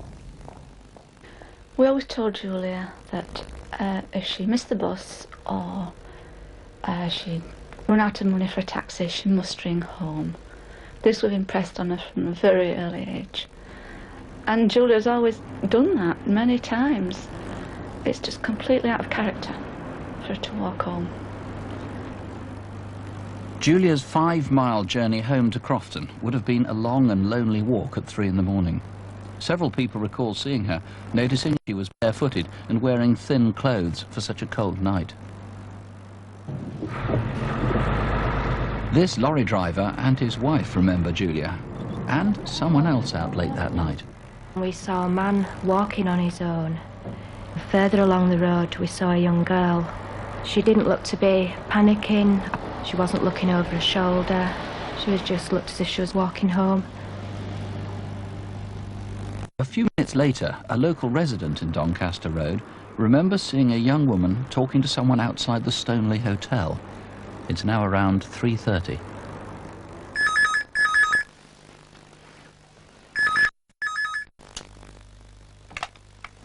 Hello. Hiya, it's Julia. Julia, what are you doing at this time in the morning? I don't even think Sarah's in yet. I don't think she's in. All right, bye. No one knows why Julia called Sarah, or where she found a phone. Was it this box in Montague Street, just down from the Stoneleigh Hotel? Or was it from somebody's house? And who was it who woke a resident in nearby Gordon Street?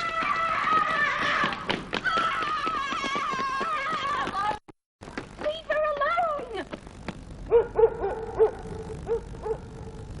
2 hours later, around 5:45 a.m, Julia was somehow back on the Doncaster Road, where a motorist saw her in the company of 3 people. They looked like they'd been out all night.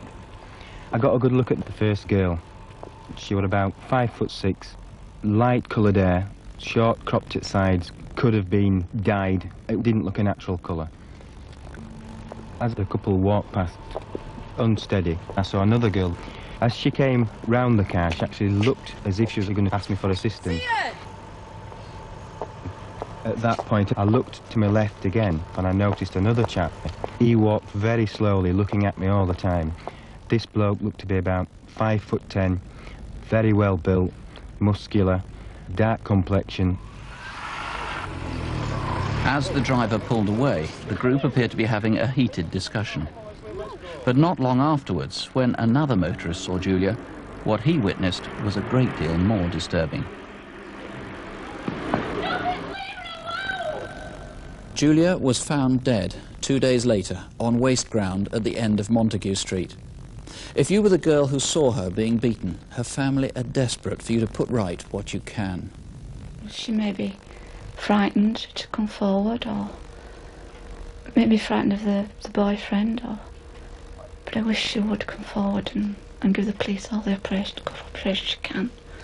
I would say that whichever of the people come forward, the police will see them at any time, at any place, anywhere, and until we apprehend the person or persons concerned, we can't lay our daughter to rest. And of course you will see anybody anywhere, anytime and in confidence, but I mean this was an astonishing attack. It's certainly the worst one that I've ever had to deal with. It's a young girl, a lovely young girl, who made the mistake of walking home that morning.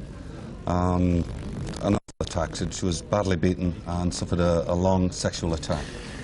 Now, there are going to be many people in their hearts who want to help on this one. I mean, obviously, the other girl there, the other young woman in that foursome, assuming it was Julia, there's every reason to suppose it was in the 6 o'clock sighting, she actually tried to save her, it seems. From the witnesses, she was very upset, and she was upset at seeing the men hit her. I can't assure her of her safety until she comes forward. I'm worried for her safety. I want her to come forward, but I can only make sure she is safe once she has come forward. Now, you've got a very good description of her. Yes, we have. She's described by one of the witnesses who saw quite clearly as being about 17 to 22. She's a well-built girl, and she had this distinctive hairstyle which was cut short at the back and at the sides. And look how distinctive these E-fits are. This is how one witness described her. Now look at the next one. And of course, they hadn't seen each other's drawings, each other's descriptions. They're very, very striking there. And a good description of the young man as well, who tried to stare out the car driver. Yes, he's described as a little older. He's 21 to 26, quite tall, 5'10" to 6 foot, muscular build with short fair hair, and he's described as looking hard, a hard-looking man, but someone who would be attractive to women. And probably a lot of people will have seen this group in the Agbrig area, because, I mean, they were somewhere around there from, what, 3:30 in the morning until 6, 7, 8 o'clock in the morning? Well, it could have been as late as 8 a.m, because certainly we know Julia was there walking home at 3:30. We don't know what's happened to her since. If she's met someone who she knew, or she's come across someone, she's been in that area, and that's the important thing. She's been in the Agbrig area from about 3:30 until about 6:30. This is the early morning of Friday the 29th of October. Of course, rather than walking around the streets, she could have been in somebody's house.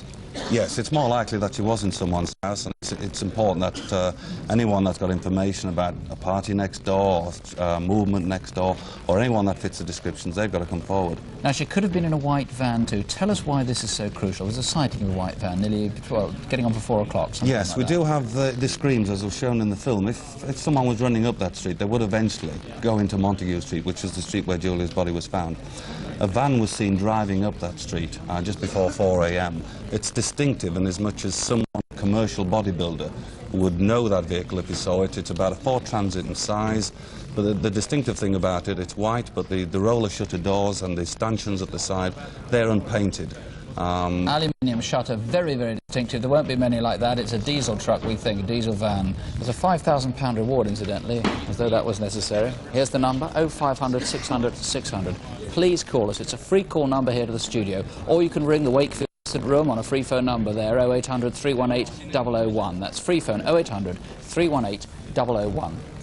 A few weeks before Christmas, David Hurd became the first postman to be murdered in connection with his work in nearly 4 centuries of the postal service. It's difficult to figure why someone would want to steal pre-Christmas letters. It's harder still to imagine why anyone would be prepared to kill for them.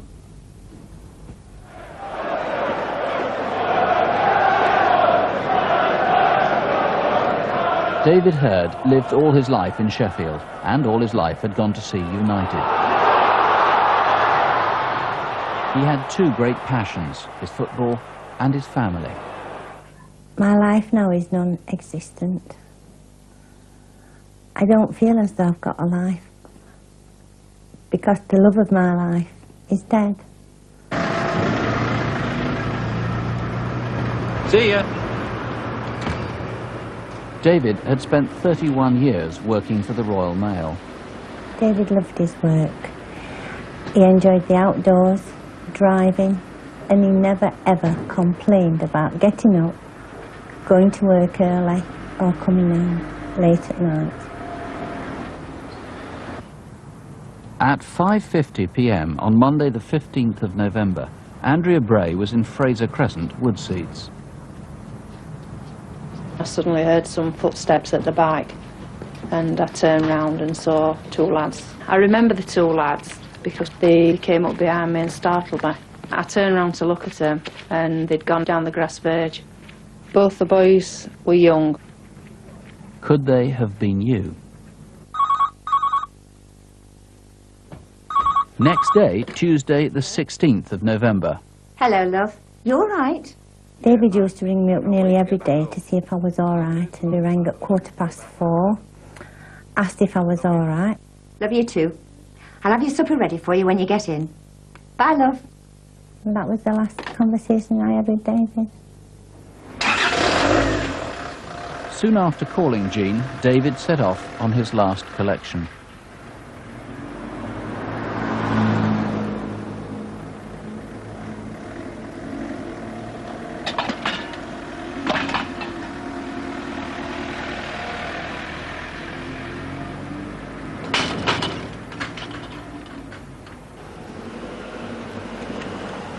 At 10 to 5, Andrea Bray was once again in Fraser Crescent. I was coming home from work and I got up to the post box at the bottom, and the mousy haired boy I'd seen the night before was stood on the corner, just stood there with his hands in his pockets. It seemed odd because he was just loitering around.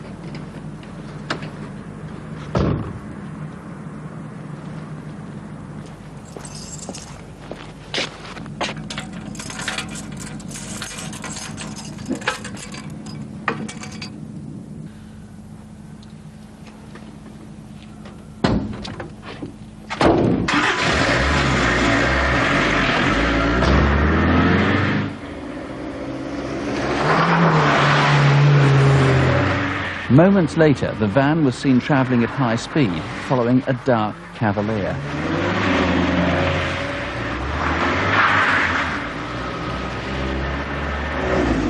This is half a mile away from the letterbox. It's Lindburn Road, where, as it happens, a resident was expecting a delivery. Hey, sounds like a van. Go and have a look then.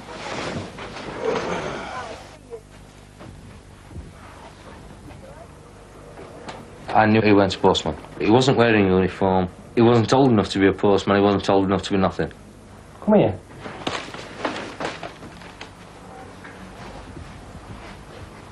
What's the matter? Well, look at him. What's he doing?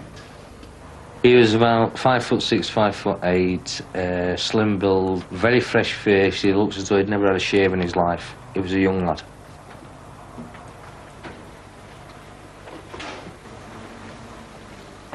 He sat in the front of the van and he shot round as though somebody shouted him from behind. Where's he going now? He's walked to the back of the van. There's another lad with him.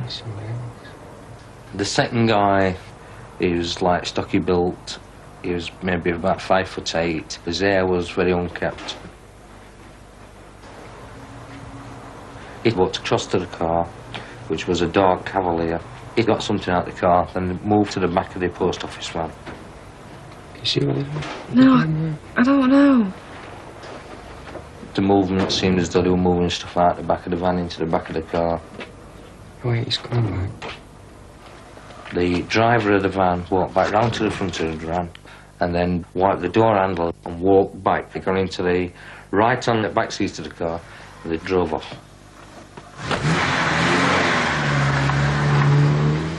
I'm going to phone post office.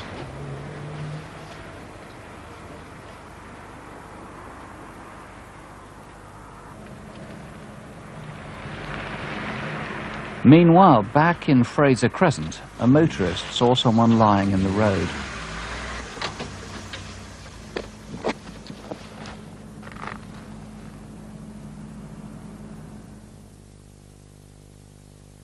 David Hurd was still alive, but he had massive injuries to his chest.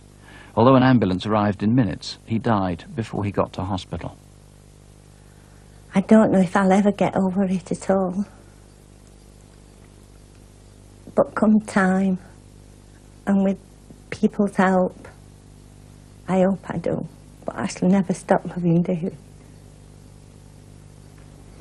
John Booth, David had been hit on the back of the head. He'd then been run over in his own van.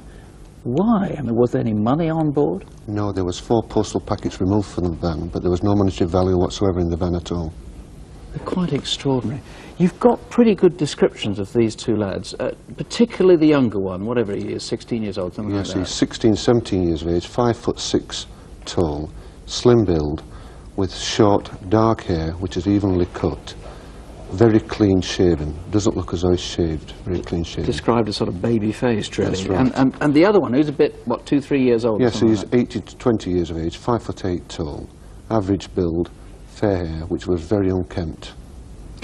Now, the vehicle that they were in, it seems, this Vauxhall Cavalier, you've got a rather better description than we gave in reconstruction. That's right. It's a Mark II Cavalier, which ranges from X to F registrations.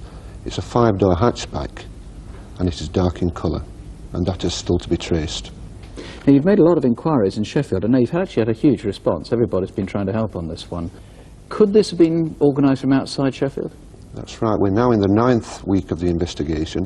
There's been a great deal of response from the local people of South Yorkshire. Many inquiries have already been undertaken, but we're now looking further afield. In particular, we've got teams of detectives working in the Manchester area and on offences that have taken place of a similar nature elsewhere in the country. You still need to eliminate those two lads we showed in the reconstruction who were seen there the night before. I mean, if somebody's heard something on the streets, if somebody's heard some gossip, if somebody's got some suspicions, it's always difficult, basically, to shop somebody that you know, particularly if you care for them. Right. All I would say to those individuals that if they ring and contact myself or the incident room at Ecclesfield Police Station, any information that is given to us will be dealt with in the strictest of confidence and will be taken through and dealt with in that nature. Okay, I should say there is an enormous reward on this very, very big for normal criminal inquiries.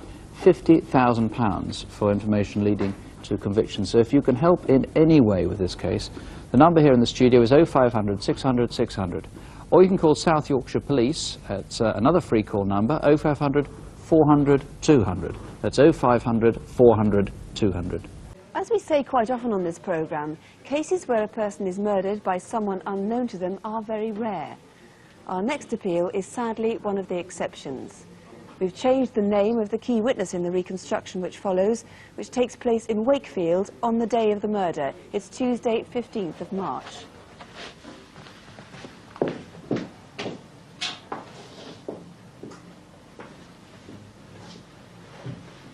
Wendy Speight had lived here for nearly 11 years.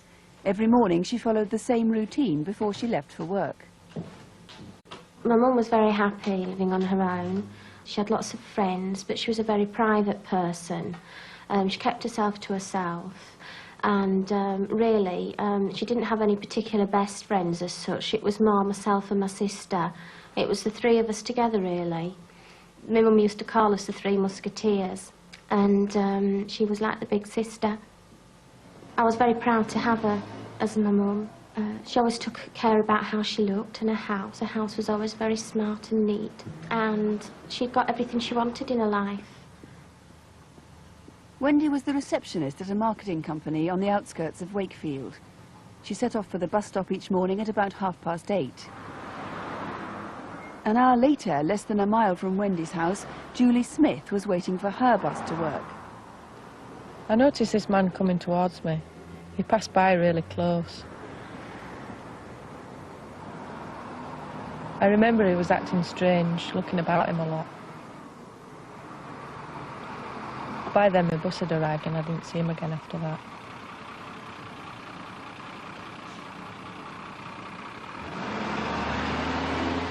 Look, I'm sorry about this, David. It's just that with Tracy living down south and I'm 52 next Thursday. Recently, Wendy had decided to leave Wakefield, and at work that afternoon she handed in her notice. And thanks for all the work you've done for us. Oh, thanks, David. Thank you. It's now 5 o'clock. Julie had finished work and was on her way home.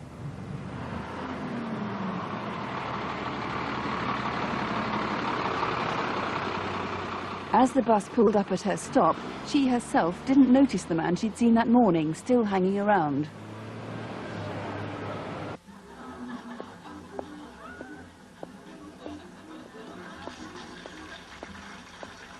I realised that he was watching the young lady what lives next door, and he stood there for a moment.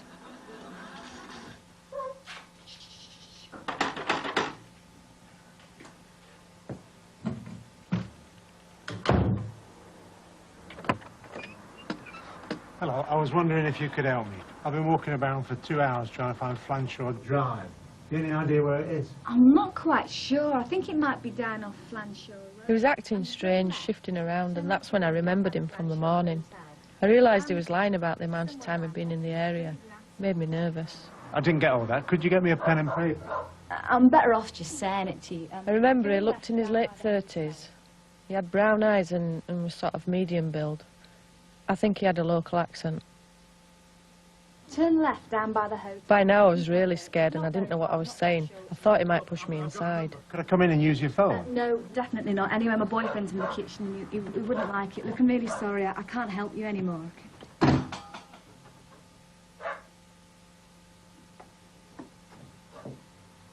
I never normally open the door to strangers, but I suppose he caught me off guard.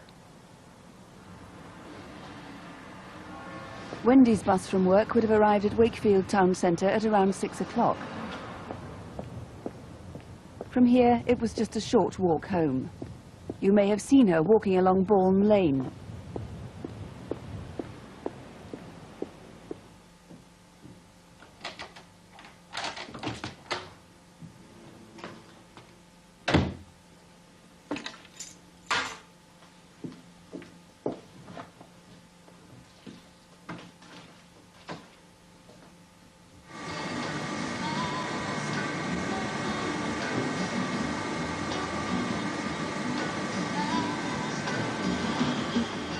This silk screen printer was nearing the end of his shift.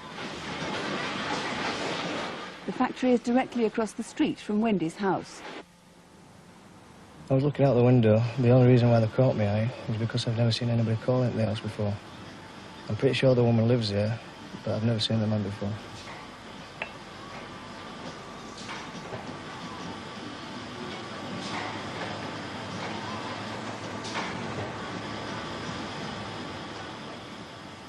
Perhaps the man was going through the same routine. Perhaps he'd asked Wendy for pen and paper. Hey!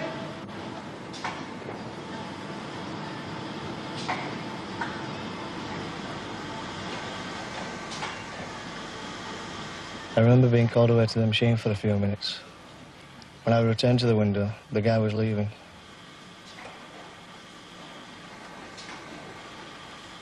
Didn't think much of it at the time. Wendy's body was discovered the next day when she failed to turn up for work. She'd been stabbed several times. One pair of blue shoes. A pair of shoes at the scene didn't belong to Wendy. And some of Wendy's own shoes had been disturbed. We've all been affected so deeply. It's more than you ever imagine. Our life is just on hold, really, until the man responsible is caught. Some days we're very angry, and some days we're just numb. And it's just my mum was such a big part of our lives that it's just difficult to see how your life can be normal again. Is this working? I just miss her all the time. She's on my mind all the time. And may the love you share today be always of the best. These moments you will treasure because they mean the most. So let us raise our glasses while I propose a toast to the bride and groom. Bride and groom. Well, that was just last September at Wendy's daughter's wedding. Detective Superintendent Taylor, what was the motive for Wendy's death? I'm quite satisfied that when this man knocked on Wendy's door, his intention was to sexually assault her, which he did, and kill her. And he came prepared and brought certain items with him to do that. One of those items was a pair of shoes. What's the significance of those shoes? Well, the shoes are vitally important to the inquiry, and it is very important that we find the owner of these shoes. They were left outside a charity shop in Wakefield on Saturday, the 12th of March. The assistant at the shop found them in a bag outside, took them in, priced them up, and placed them on the shelf, and does remember a man purchasing them later on in the day. So that was just 3 days before the murder? That's right, yes. Do you know what size these are? No. Could you try them on for me, please? Do you mind? No.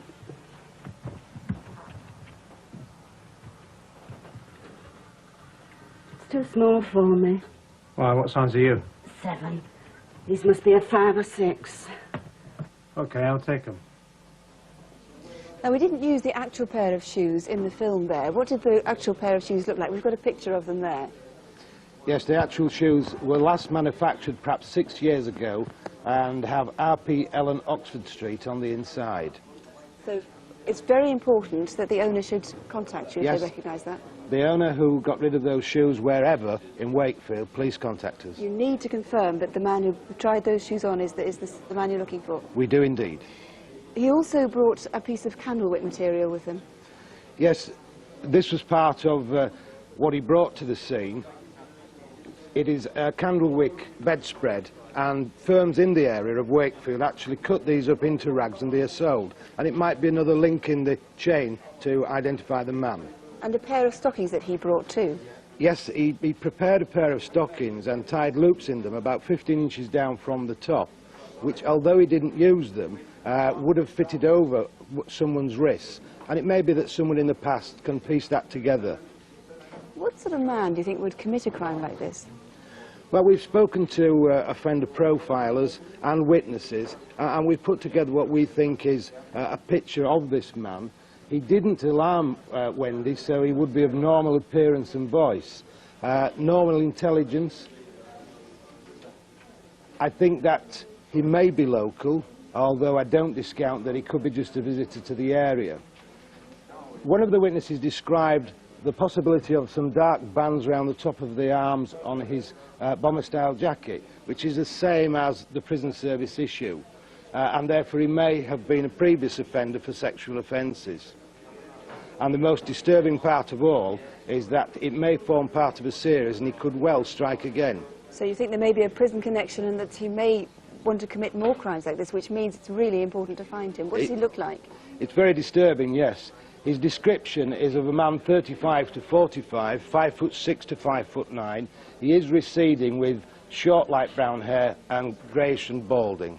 I believe he had a Yorkshire accent too. Yes, he did have a Yorkshire accent, and what we are seeking to achieve from Crimewatch this evening is to put all the pieces together of the stockings, the candlewick material, the description, and hopefully somebody can ring in and put a name to this man who must be caught.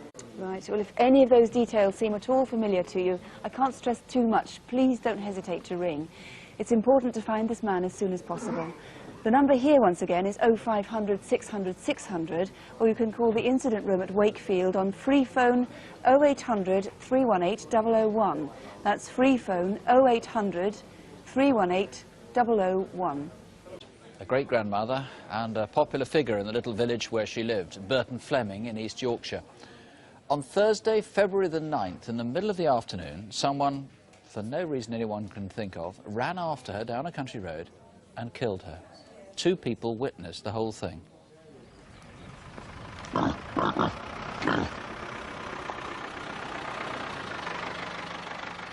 The Wilson family have farmed at Eastfield for 3 generations, and till last month, Margaret, together with her husband, still helped out their son. Is here all right? You get your stuff inside, Mum. I'll shift it later. The son, Alan, took over this farmhouse 12 years ago, and his parents moved down to the village. But this home remained the focus for all the family, including Margaret's daughter, Heather. Hi, Mum. Look, I've got to go. I've just dropped some stuff off for Dad. I'll be late for work. I'll see you on Thursday, though, about 2 o'clock. Oh, lovely. And drive carefully.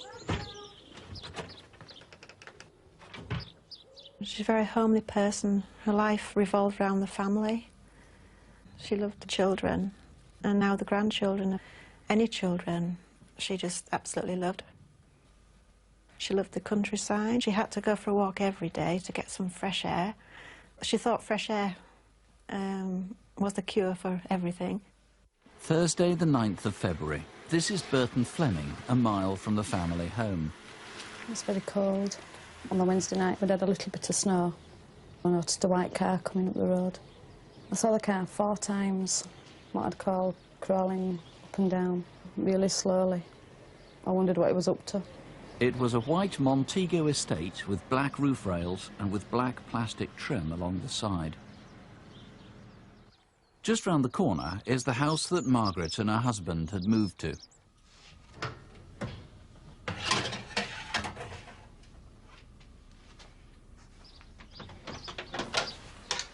Oh, there you are, just in time. I've made this pie for young Mark. Oh, Mum, you shouldn't have. Mind you, he'll love it. Thanks. When I visited, I would very often go home with some sort of home-cooked something or other. She was just very thoughtful. Oh, no more for me, thanks, Mum. Really, I must be going. OK, love, I'll come with you if you don't mind. I need some fresh air. Just drop me off down the road. That afternoon, 2 tractor drivers were working close to the Wilsons' farm. Hey, Martin, what do you want to do at this headland? Do you want to go for it? I don't know. I think if we go back to the other end, by the time we get back to this corner, it'll be about 4 o'clock. It'll be time for me to go home.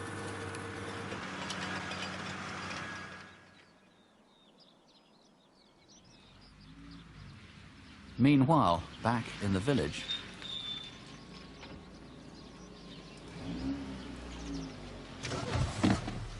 Just take me down to Eastfield. That'll give me 20 minutes walk. Fine, OK.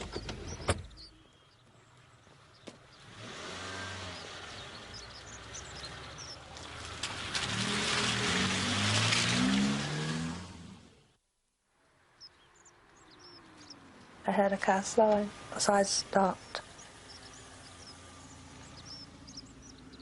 It was the way it was staring. It was frightening, very frightening. I wanted to run.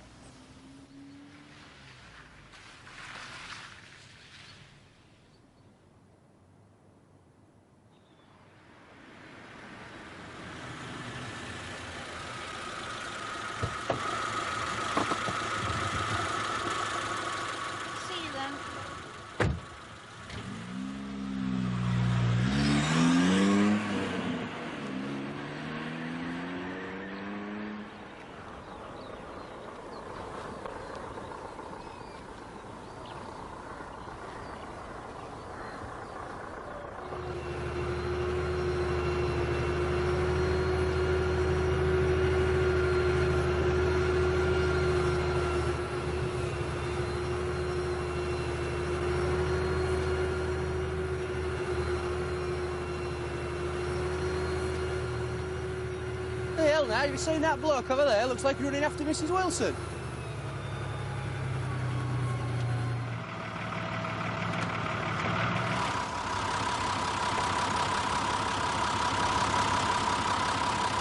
Bloody hell, he's jumped her.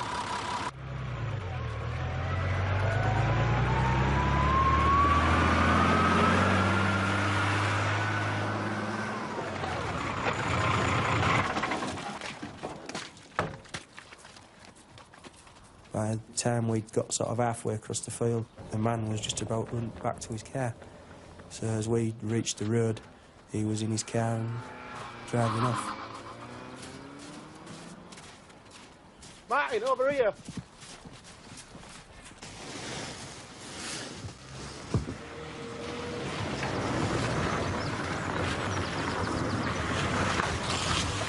There's been somebody attacked down by the road. Can you get an ambulance? You know what? What's happened? Have you got a telephone? Yeah, of course.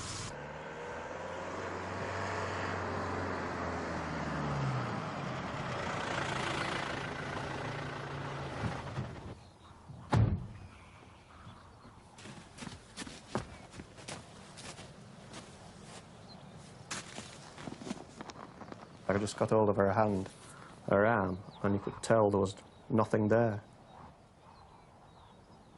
It was something that I couldn't really believe, even though I was there, holding her hand. But somehow it wasn't my mother. I just couldn't believe it. Tony Corrigan, this is an appalling crime, and I know it's one that you fear could be repeated in time. You've actually, apart from the car, which we'll come to in a moment, you've not got an awful lot on the man, have you? Well, one would think so initially, but actually when we look at the few clues we have, we can in fact eliminate a good percentage of the population.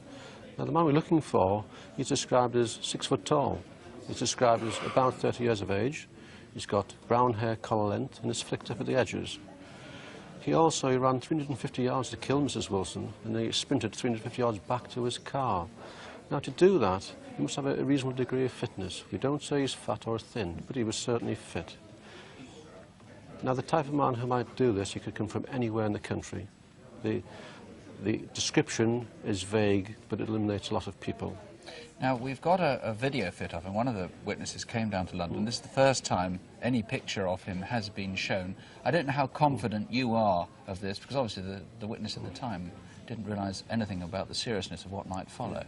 Yes, it's only a description, it's an artist's impression, but I wouldn't want anyone to sit at home thinking they know who the killer is, but not telephone us, because he simply doesn't fit all the exact description of our offender on the profile.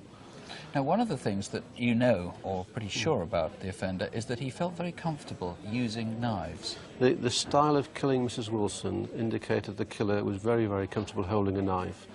Now, when we look at that, we think, well, is he a serviceman? Has he worked in the industry whereby he's been killing animals? We're very reluctant, for very obvious reasons, to show murder weapons on this programme. It's ghoulish, apart from anything else, but the detectives are very, very anxious that we show you this. Now, why are you so keen that viewers should see this knife? Well, first of all, the knife, which has a 4-inch blade and is made by Adams of a Sheffield company, the blade itself is actually discoloured. There's blackening across the blade. Mm-hmm. We have failed to establish what caused that. It's some continual cutting created, but we haven't determined what it is. So I'd ask the viewers, first of all, do you recognise a knife? Is one missing? And importantly, what has a knife been used for? Now, this car, that's the best clue you've got.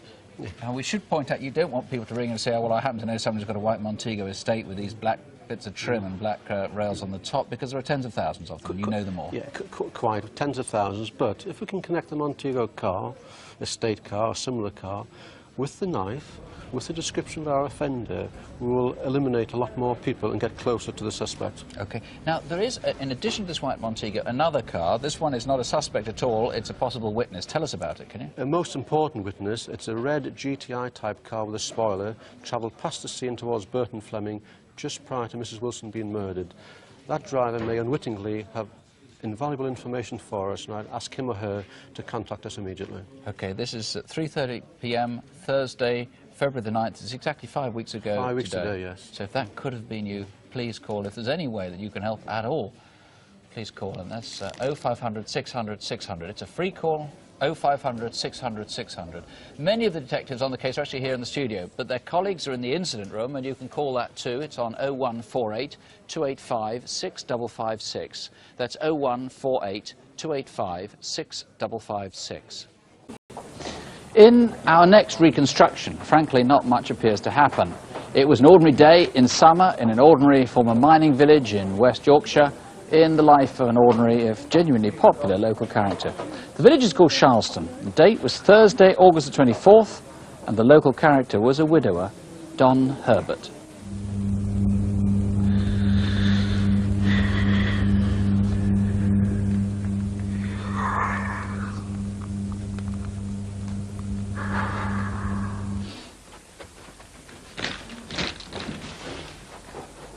My granddad lives on his own. With him having emphysema from working in the mines, my mum has to go twice a day to look after him. She does everything for him. And with her going for a week's holiday, she asked me if I'd go to look after him, so he went on his own. Slept through then? Yeah, I did, love. First time for a long time. Yeah, but man, it's a bit cooler now. Yeah, it's been a bit much, hasn't it? Are you still going to the shop? Yeah, I'll pop in on my way after work. Don't forget my whiskey, love. I want the gas cylinder for the soda stream. And what about your tea? Have you got out tin? No, I haven't, but I'll get some fishing. Oh, all right then. Well, I've got to finish off because I've got to get to work. All right. Thanks, love. My dad spent most of his life in Charleston, just a small village between Pontefract and Wakefield. He worked at Charleston Colliery, and he started work when he was 15 years old, and he finished when he was 54. And then he looked after my mum, because she always had an heart condition. One day he'd be 21, next day he'd be 90. And it don't matter what you said to him to look after himself, he still liked to enjoy himself. But he liked everybody else to enjoy themselves as well. I've cashed my pension, and with all that money in my wallet, it's burning a hole in my backside. Listen, can you do us a favour? What's that, Don? If you go to shops, can you get us some beans? I've known Don for about 4 or 5 years. Nice gentleman, kind fellow, he'll give you anything. Yeah, will do. Thanks. Now, what time do you want to meet at Villa? A Villa is a working men's club, and we'd meet there every day and have a drink and a bit of a natter. Sometime mid-morning, Don would have left his flat. Because of his illness, he used a mobility buggy to get about the village. He was seen soon after by his niece. I were coming home from work. I work in Wakefield, and I was getting off the bus in Charleston. It was around about 10 to 11. I got off the bus and I was walking down home, and I met up with my Uncle Don and he was with the man. Hello then, where you off? Hello. You alright then? Yeah, I'm fine. You know this fella, don't you? Dave, he used to stay with me. Yeah. He thought I did recognise him, but I didn't. He was about 38 to 40. He was like 5'9", 5'10" tall. He got darkish, scraggly hair, and he got right drawn-in face. Don arrived at the villa sometime around 1 that afternoon, but without Dave. Who is Dave, and where had he gone? Hello, lads. Hello, Don.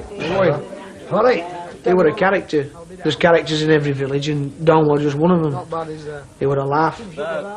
I could always go and sit with Glenn and Don and Barry, and they were always made welcome. Any chance of a lift down it, Jeep? Certainly. No, we're all right. Certainly. Get on top. Don would give anybody anything. He was good as gold, salt to earth, and he was just a genuine guy. Well, that's nice, isn't it? Mates for all these years. Buddy, is he allowed to come with me? No. That's right. Got to get over Because there, I'm in the Jay. fish. Get the fish down the neck. Me and they, then I'm going up there. We'll have an hour then, eh? At around 3:30, Don went home to spend the rest of the day at his flat.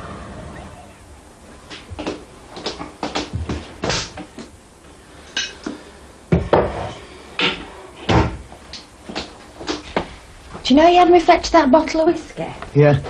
Well, there's half a bottle left in cupboard. Well, you've got to be prepared. Here, try one of these. Oh, are these from Greenhouse? Yeah. Sun's been beautiful. I left at 5:20 and was in a lovely mood. He felt a lot better than he had done all week. Take them. I'll pick some more. Are you sure? Positive.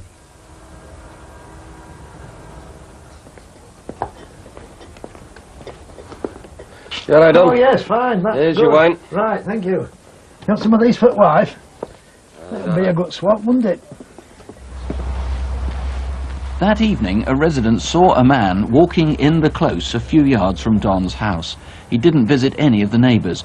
Who was he, and what was he doing there? I've known Don for about 30 years. Since I became his neighbour, he's taken to knocking on my door at night and inviting me in for a drink. He was a character and very generous. He usually called up at about 8 o'clock. 5 out of 7 nights a week. That night I waited at home for Don to knock and say the bar was open, but he never knocked.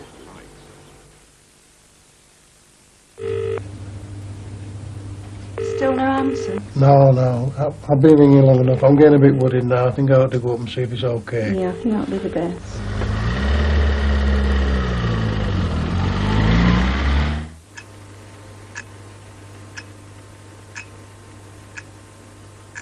When Barry looked through Don's window, he saw him lying on the floor.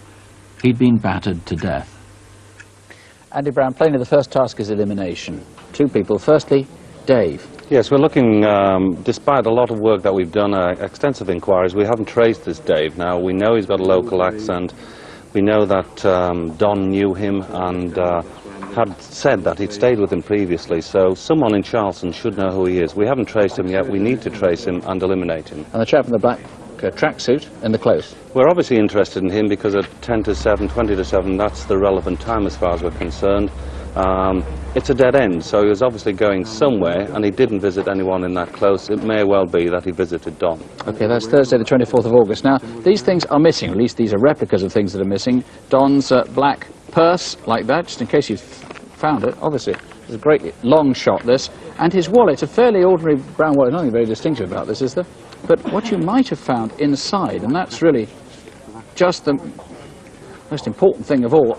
Again, it's a long shot, but did you find these travel cards, a bus pass, and a train pass?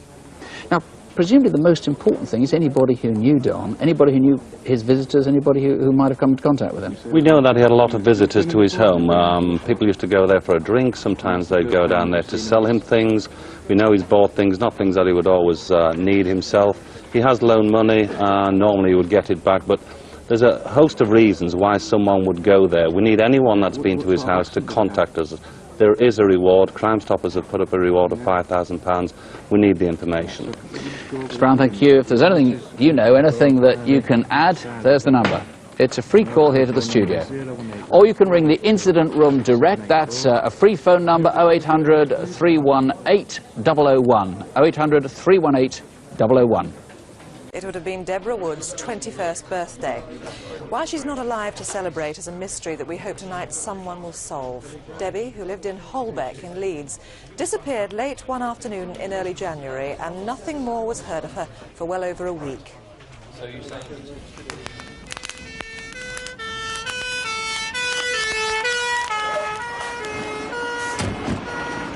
What's real, Andrew?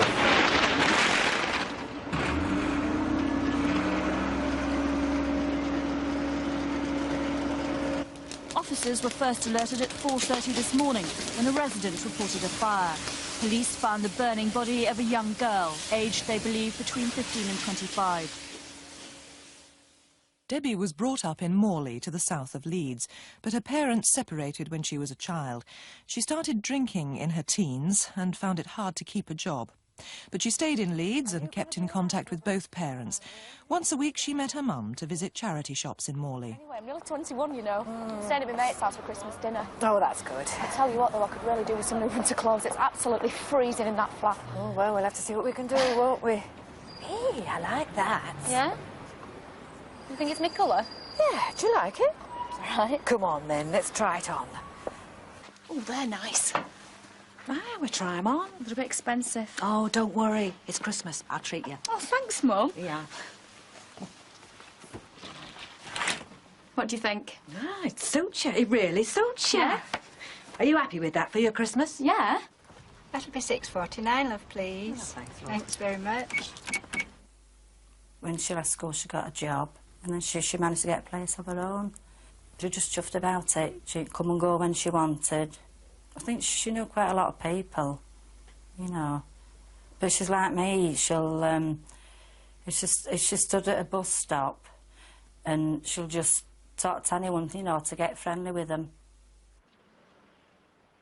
Now, police need to trace all Debbie's friends, including 2 who went to her bedsit in Holbeck shortly before Christmas.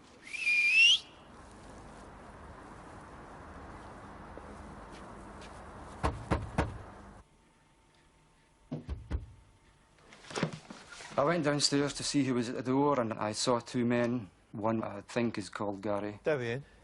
No. He was about 5 feet 8.5 inches tall, had hair that was cropped on the sides and longer and oiled on the top. He was wearing a dark jacket. I would say he was about early to mid-20s in age. So, who are these 2? Hey, Debbie, they'll just put this in there. Ta, put them in. Sure. I need loo roll. Debbie's father met her on the day she disappeared. They went shopping in her local supermarket. He lived nearby. Soft stuff. Just put it in. Well, it's your money. Yes. Can you do me a favour? Can you drop this stuff off at my flat? Yeah. And I'll see you after. Sure. Is that all right? No problem, love. Leave it with me.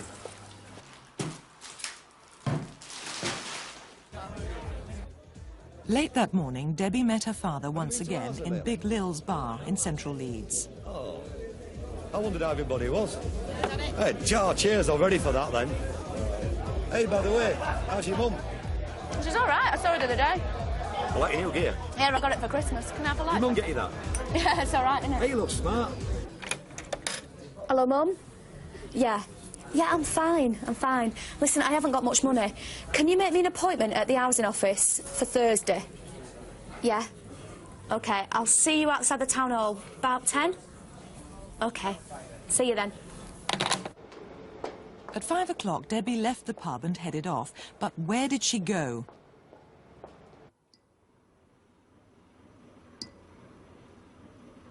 She certainly never went home.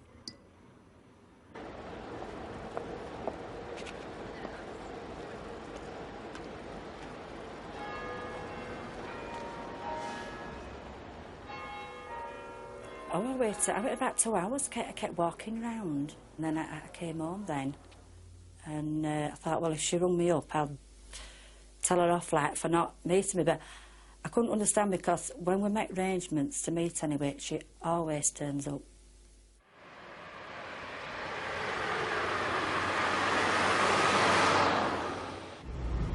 I was driving down Cardigan Road, going into town to meet some friends. I saw this figure of a man over this person on the floor, as if he's trying to pick him up. I just thought that it was two mates fighting, you see. So I didn't want to get involved, so I just keep on going. 3.5 hours later, and less than 150 yards away. As I walked down Chapel Lane, I could smell what smelled like a bonfire, and I could hear crackling noises. And as I turned the bend, I could see the fire, and I realised that I should phone the fire brigade. The next day, I saw it on the television. They found a decomposed body, badly burnt, down Burley railway station.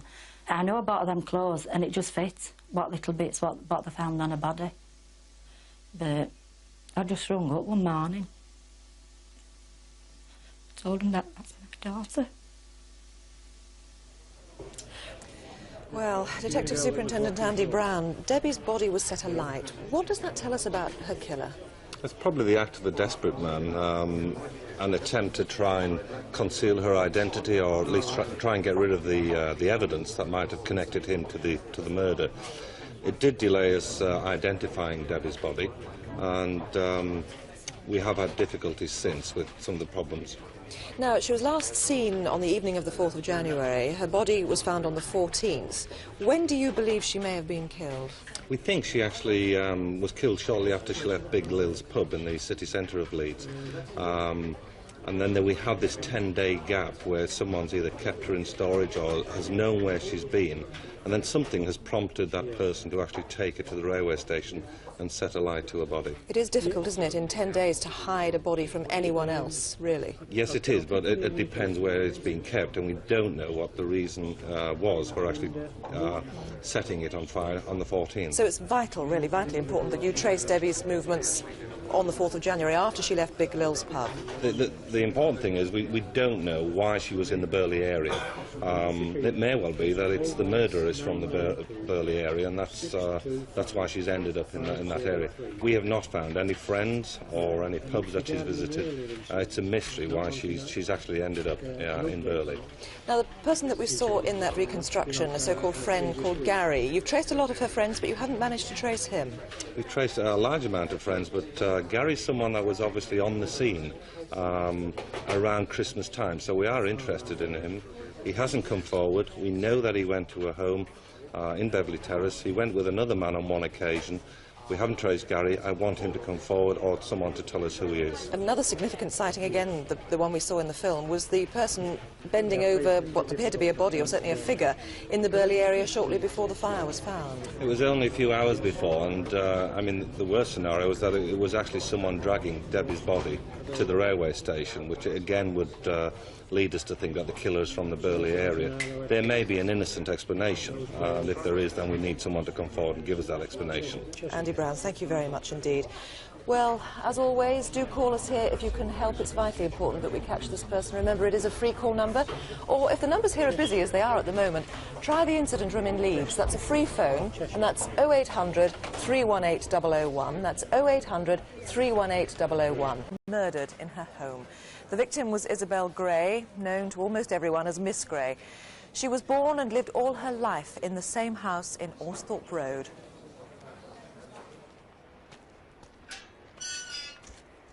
My husband and I have lived next door to Miss Gray for nearly 15 years.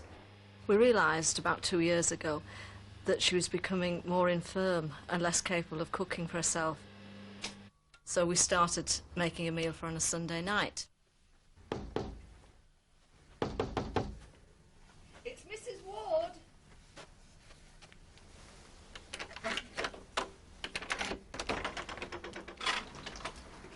Hello.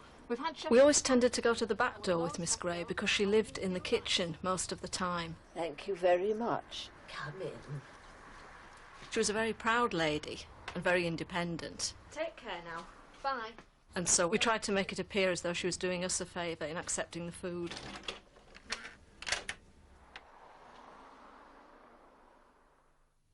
We met Miss Gray roughly 22 years ago. I suppose in Crossgates we knew her as a family as well as anyone, and it just developed from meeting the boys really. The two youngest never knew life without her. She used to call round on a regular basis. She was a very friendly person. She took some getting to know. People would call her standoffish, possibly a little aloof, but that was just the guard rather than the persona. Bye, Miss Gray. Take care.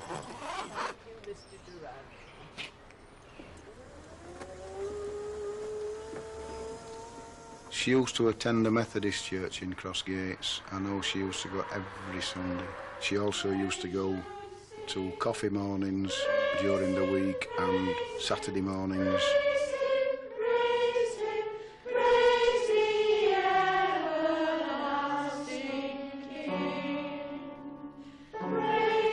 Her other passion was cricket. She donated a cup for the second team batsmen and was made a life member. She used to love to go around to cricket matches Saturdays and Sundays if there were games. Miss Gray, with her buggy and her pronounced curvature of the spine, was a familiar figure in Crossgates. The Friday before she died, she can be seen on her bank's security video.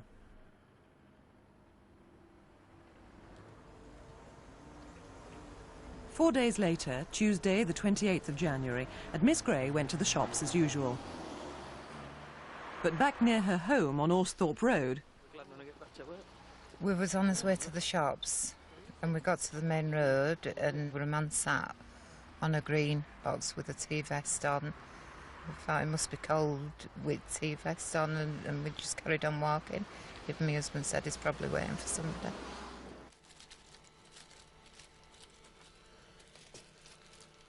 Oh, Miss Gray used to come in the shop on Tuesdays and sometimes Saturday morning. £4.75 your paper bill, plus your fudge bars, which will be £6.25. The last day she came in, I saw she had quite a lot of money in her bag, and I thought to myself, I hope she's careful. We were at the shops for about an hour, and when we came back, it was still sat on the green box. And it looked like he hadn't moved, and seemed a bit odd, really. He was about in his 20s, 22. He had dark brown hair, looked curly, which was natural. He was wearing a blue tea vest and dark jeans. I came home for lunch, took the hose pipe down the garden path to wash the car. As I got to the bottom of the garden, Miss Gray passed by on her way home.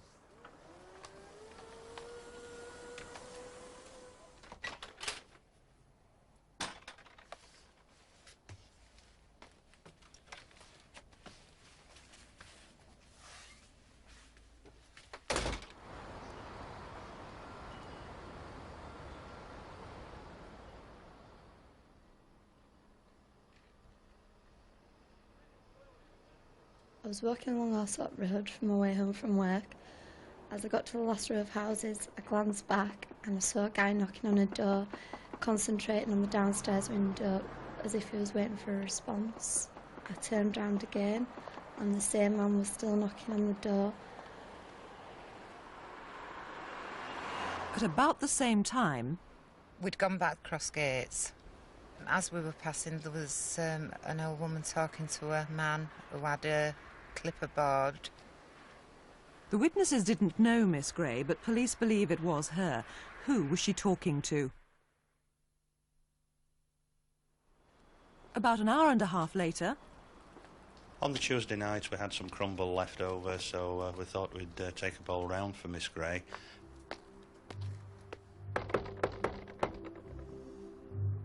There wasn't any answer, but I saw that the kitchen light was on and heard the radio playing, so I assumed she was upstairs and came back home again. The wards tried twice more that evening, but still got no reply.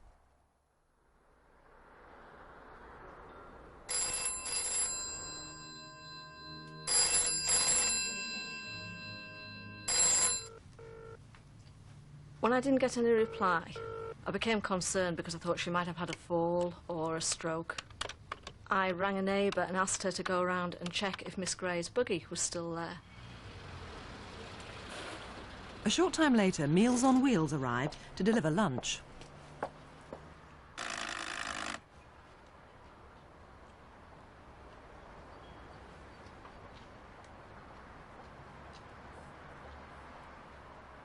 Unusually, the front door was unlocked. Inside the house was Miss Gray's body. She'd been badly beaten and her back was broken.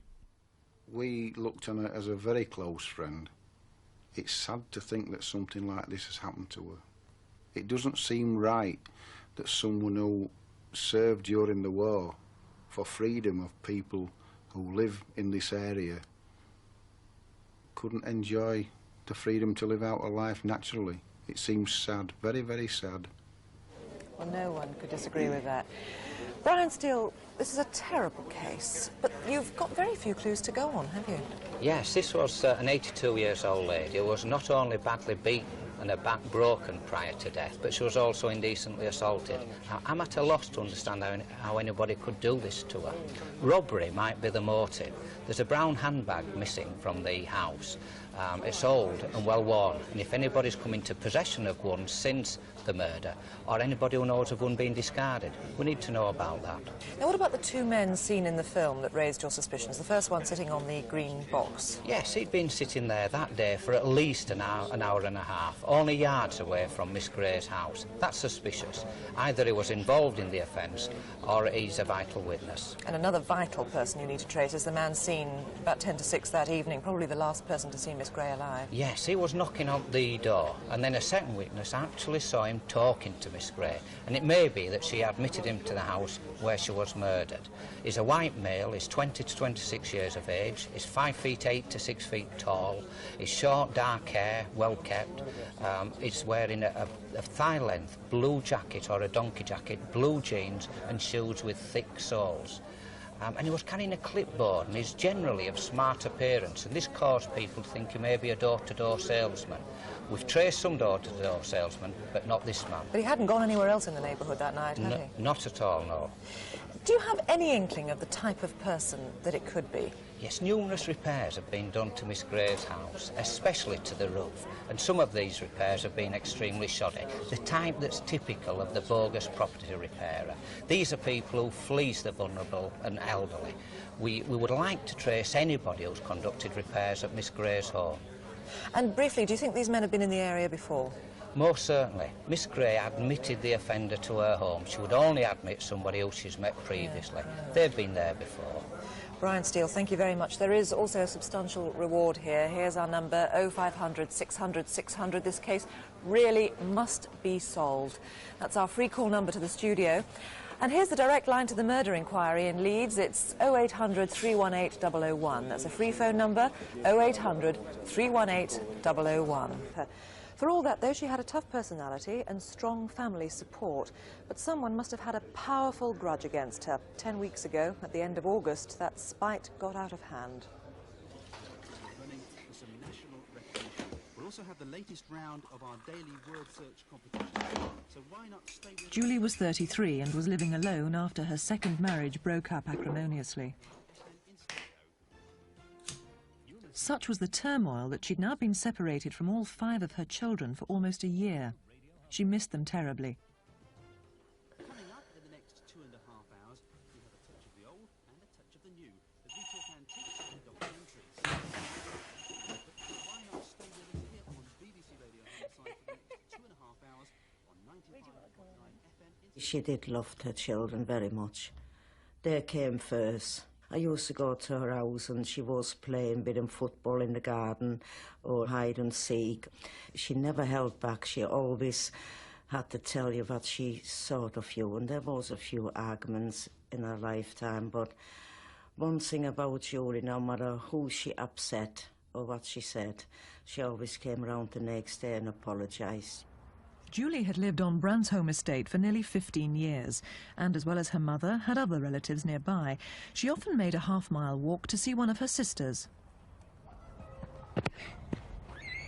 Oh, good girl. Well done.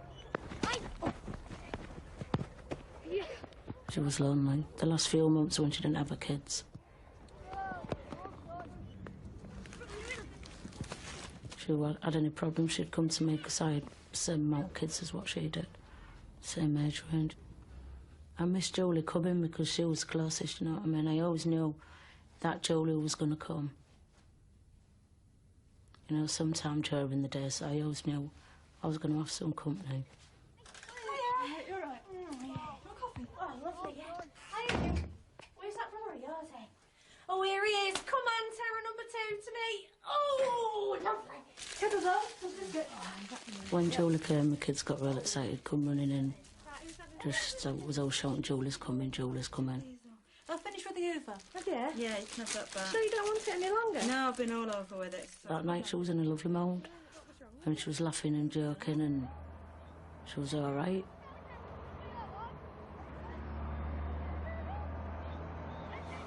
And said she was going home to get a bath and go to bed. And I'd see her in the morning to take her over, because she wanted me to take her over early in the morning. Come on, decorate me on a bit longer. Yeah. When? I'll see you. I'll see you then. All right. And it was the last us over. Can't believe it's happened. I still believe she's going to come back. She's going to walk in.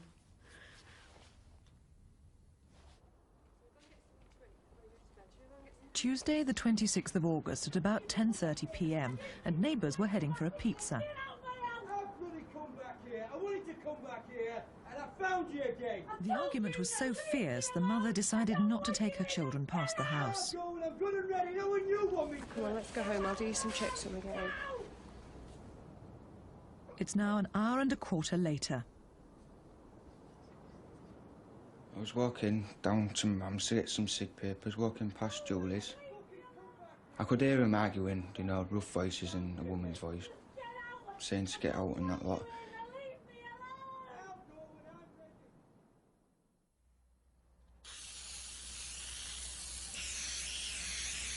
Sometime that night, someone sprayed graffiti on Julie's window with carpet adhesive.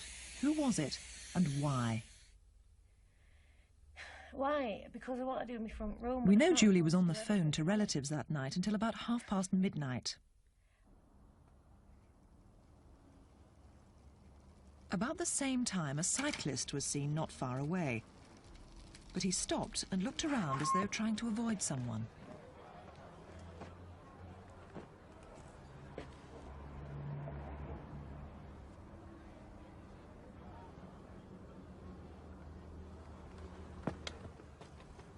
Then he cycled back in the direction of Julie's house.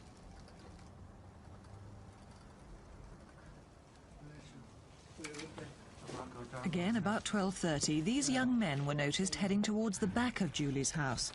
These 3 are crucial witnesses. Were you among them? Sometime after midnight in Rishworth Close on Tuesday night, the 26th of August.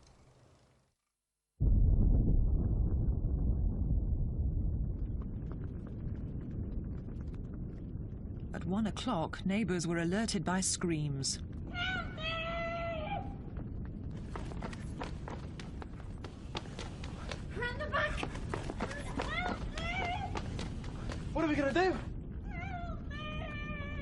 what's going on? The ice is on fire! Right, I'll come down. Just wanted to help her. It was just horrible. I wanted to, but I just couldn't. I tried, but I just couldn't get in. Is there anyone in there? Yeah, there's a woman still inside. I hear the screaming, Rose. You're trying to get in? You know, get in! If I could have helped her, I would have done, but it was too much a light. I couldn't get to her.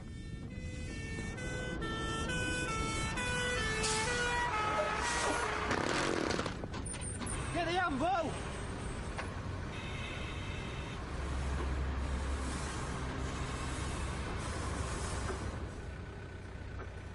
As shocked neighbours gathered, a man attracted attention because despite the drama of the fire, he simply walked on past.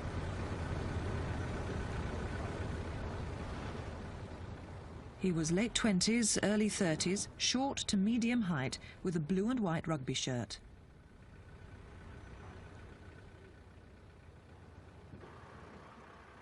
Julie was brought out unconscious with 12% burns, but suffering most from smoke inhalation. Firemen fought to revive her until the ambulance arrived.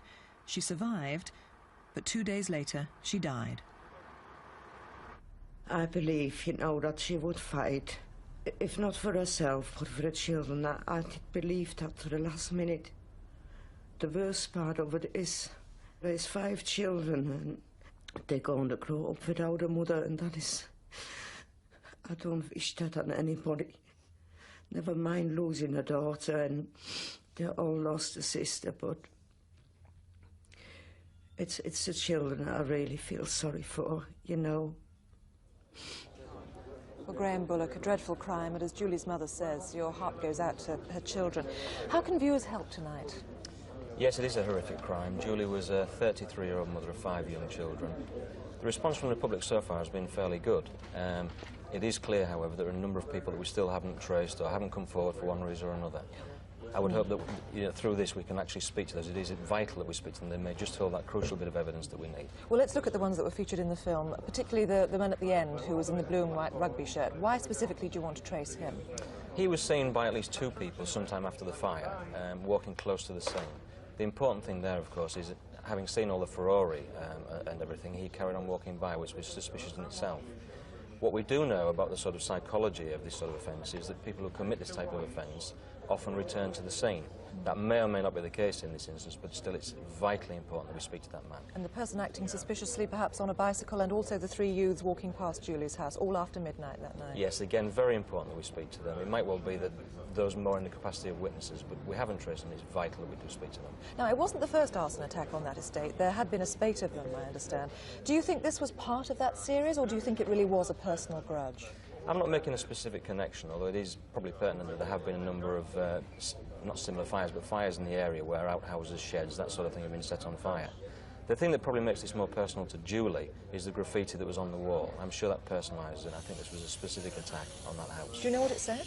No, unfortunately, it's not decipherable at the moment. It's with the Forensic Science Service, but we haven't been able to make out the exact wording. We are obviously keen to trace anybody that saw that being sprayed or has any idea who actually sprayed it, or indeed what it says. Crucially, there were those arguments, weren't there? Yes, there were. That's very significant as far as we're concerned. Julie was arguing with a man sometime within a couple of hours before the fire. It's obviously very important that we actually trace that man and speak to him. We haven't yet traced him. Graham Bullock, thank you. If you have any suspicions, I know it may not be easy to call, but this was a terrible crime. Please ring in to help. It's a free call, 0500 600 600. You can talk to a Crimewatch researcher or to a police officer, 0500 600 600.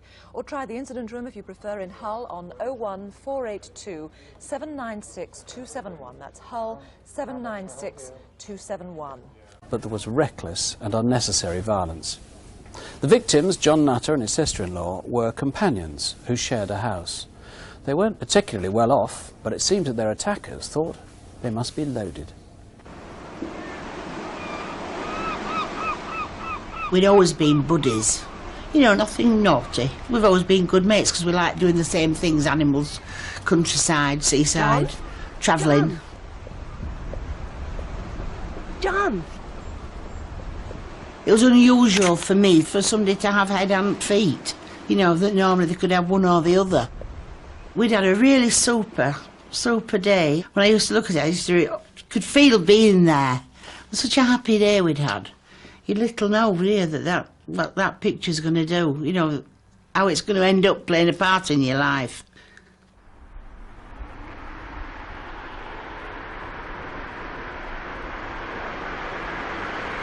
What is this guy doing?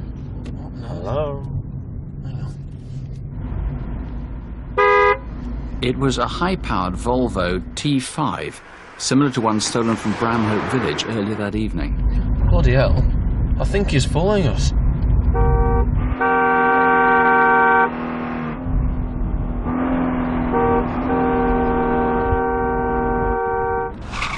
He had, like, piercing eyes, you know, really... It's like Myra Hindley's, the picture of those, you know, they're really piercing, sort of went straight through you.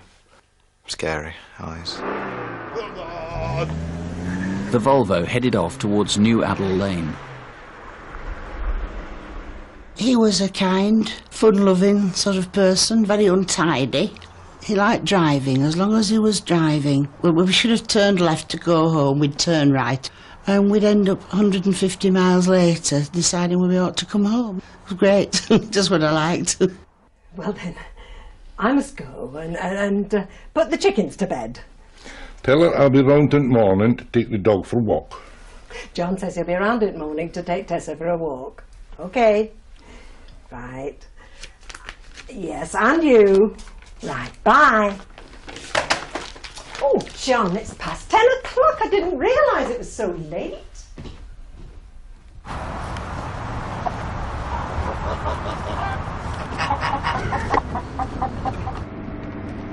Two and a half miles away in the West Bowling district of Bradford.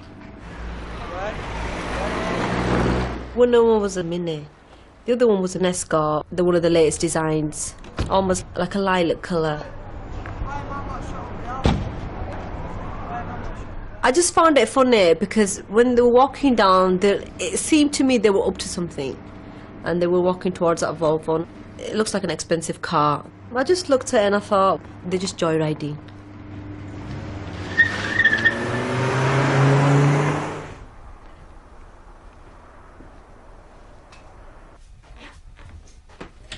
John, is that you?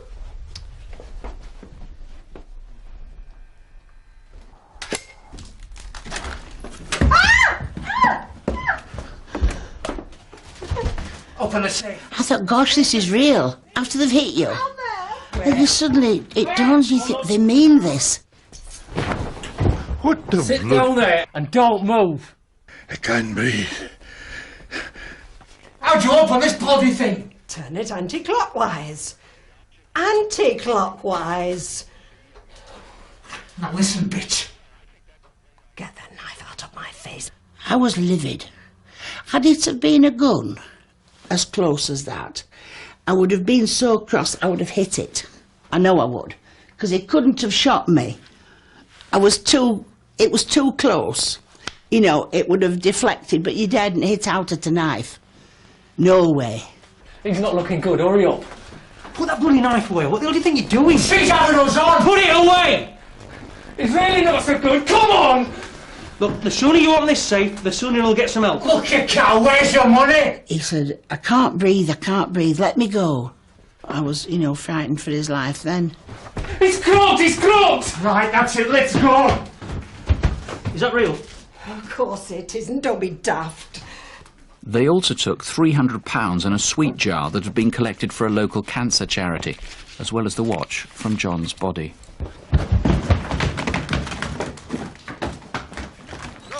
It just seemed so quiet, and everything had been switched off onto a quiet nothingness, you know.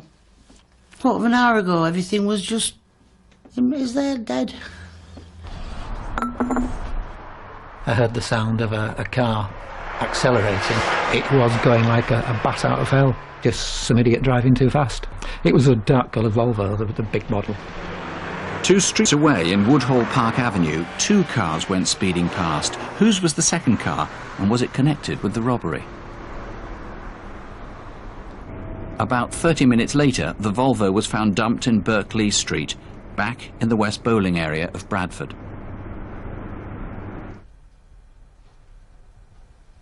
I had to look through my photographs, and the one picture that was any good at all was that one. So all it means now is from a lovely happy day to just all this police murder. Now, every time I see it, it's in a photograph in the paper of murder, death, end of a nice day, last nice day. Yeah, so I don't think I want to go up there again. Not for a bit.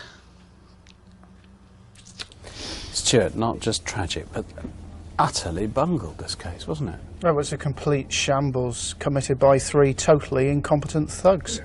How thuggish were they? I mean, obviously we don't show a lot of violence, but they seem to just go straight in for it. That's right, they just charged straight through the door, hit Mary over the head with a baton, pushed John around to such an extent that he suffered a severe heart attack and died. Now the baton, embarrassingly, you think was one of these, which is a dismantled police baton. That's correct. This is a police PR-24 baton. We believe that one very similar to this was used. Now, where would they get one?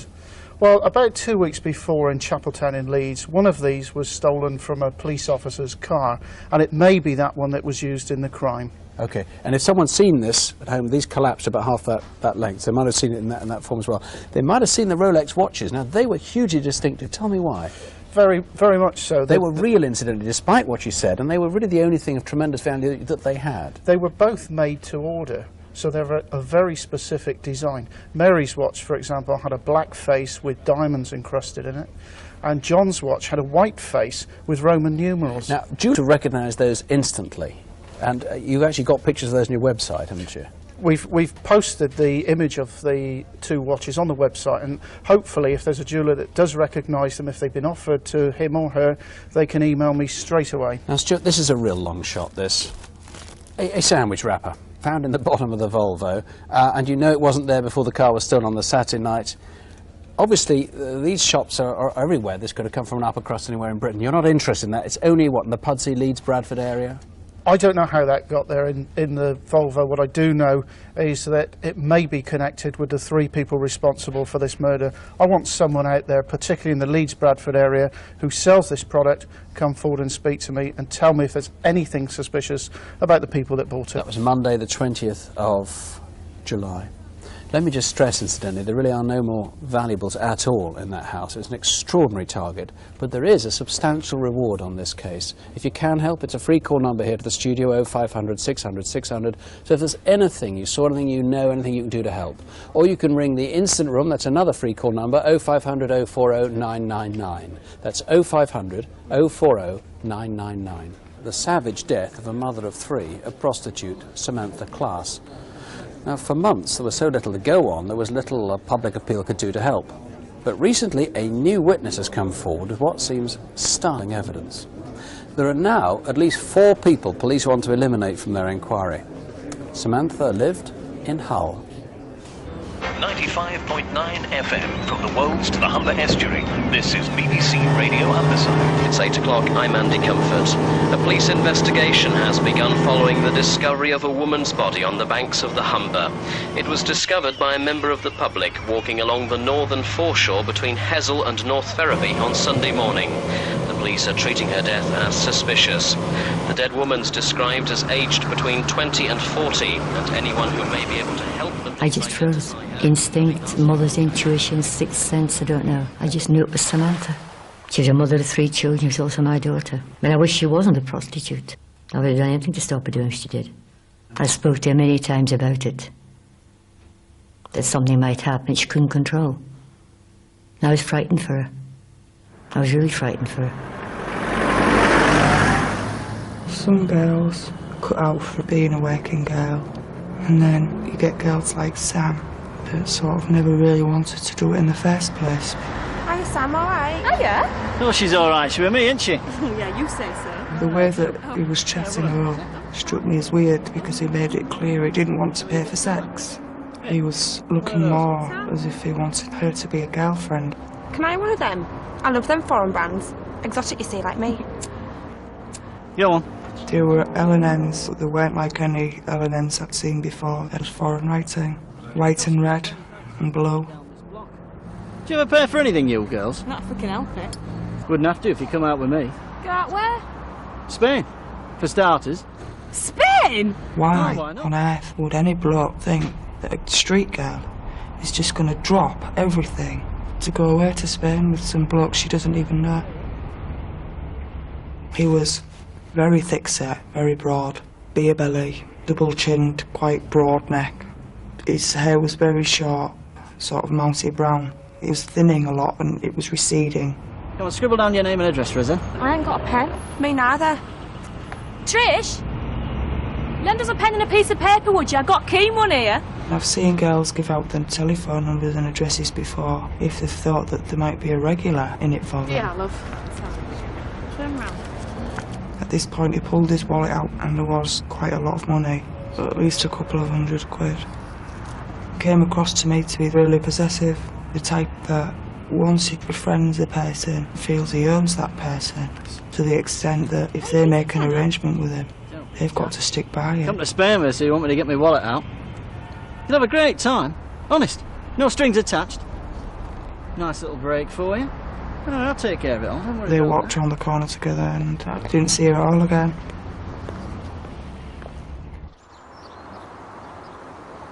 Come on, smile for Mummy. Oh, that's lovely.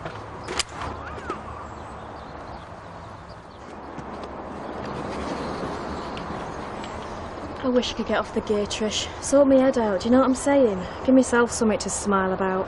Easier said than done, love. You can smile for me if you want, though. This was taken on the day Samantha died, Saturday the 25th of October last year. It was the night the clocks went back.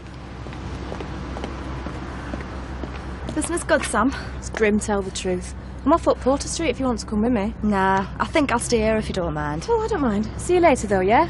Yeah, of course. Ta-da. Ta-ra. Samantha's friend was about to encounter someone who may be linked with what happened to Samantha later on that night.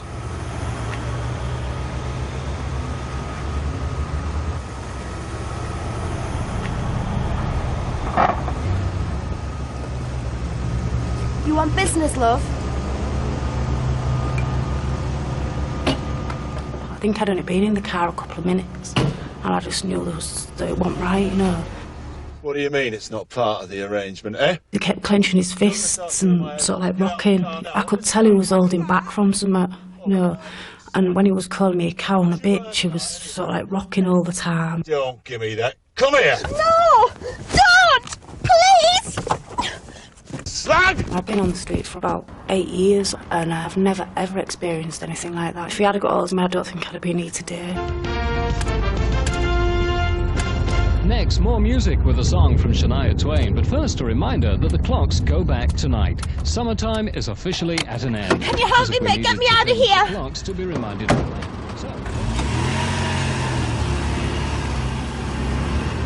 Saturday night, I was stood down Walker Street and I saw him racing towards me, absolutely fuming. Oi, you! You've seen that bitch from Firethorn? No, I ain't. Why? Why? Bitch didn't show up, did she? All the same, you alls, you working girls. One of these days you're going to get what's coming to you. You mark my words. Come here. Oh, now you'll be picking girls. Better safe than sorry. Remember that if I were you. Remember that and forget me. Tell who I am. Mention a thing about me. I'll find you. I'll wipe you off the face of the earth. I'll find you and I'll kill you. Understand? It was absolutely livid, the glare in his eyes. He looked evil, and as soon as I heard Sam he'd been murdered, I automatically assumed that something had happened involving this man, and I still do to this day. About 2 hours later, 2 a.m., as the clocks officially went back to 1 a.m. So I won't be long, all right? Okay, I'll be out here. Okay. Another prostitute was going to see a client while a male friend waited for her. He knew Sam and saw her on the corner of Porter Street and Osborne Street.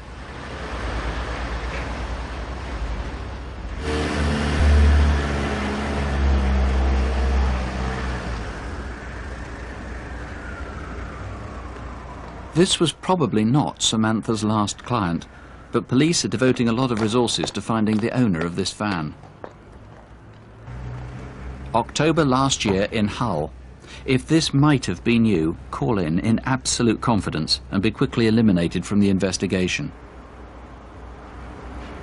There's another vehicle still to be traced. It was seen some 2.5 hours later on the outskirts of the city. It was a real quiet night, it was, really. I was coming off patrol back to the gatehouse. Well, it's going on for 3:30. That means it should have been 4:30, but the clocks have gone back. Well, I had this car coming down. It was white, and I just saw the back part of it. I thought, that's funny at this time of night. As soon as I went inside the lobby, I've got to ring the control up and tell them that I'm off patrol and everything is in order. That's why I know that car come down the road at 3:28. This track is hard to find. It's off the A63 dual carriageway, and it leads nowhere except to the Humber estuary. It's used mostly by dog walkers, poachers and courting couples, and it's the only way to the lonely spot where Samantha's body was dumped. What does my head in is you hear the public saying how it's a waste of police time and money looking for the murderers of prostitutes. Whether it's a prostitute or a normal working person, that person has got feelings, that person has got family, that person is loved, and just as much pain is caused by a prostitute dying. Ken Bates, the obvious suspect is the guy who was trying to pick Samantha up. What do you know about him? Well, the things that we do know about him is that on the night he was actively trying to recruit Samantha to actually work on the continent as a prostitute. I can't believe that Samantha would have been the only girl he may have approached, and it's highly probable that other women, other working girls or prostitutes may have been approached by this man and an attempt to recruit them in the same way. We want them to come forward. He was actually tanned. I mean, it looks as though he'd been to some place like Spain that he was mentioning. He was indeed. He was tanned, and as if he'd been abroad. He had the cigarettes with the foreign these writing are on. L&Ms. Now, these ones actually don't have foreign writing on. We're not interested in ones bought in the UK, but this is probably his brand, and he brought them somewhere on the continent by the looks of it. That's highly probable. And he was about 5'8", I think, and in his 30s.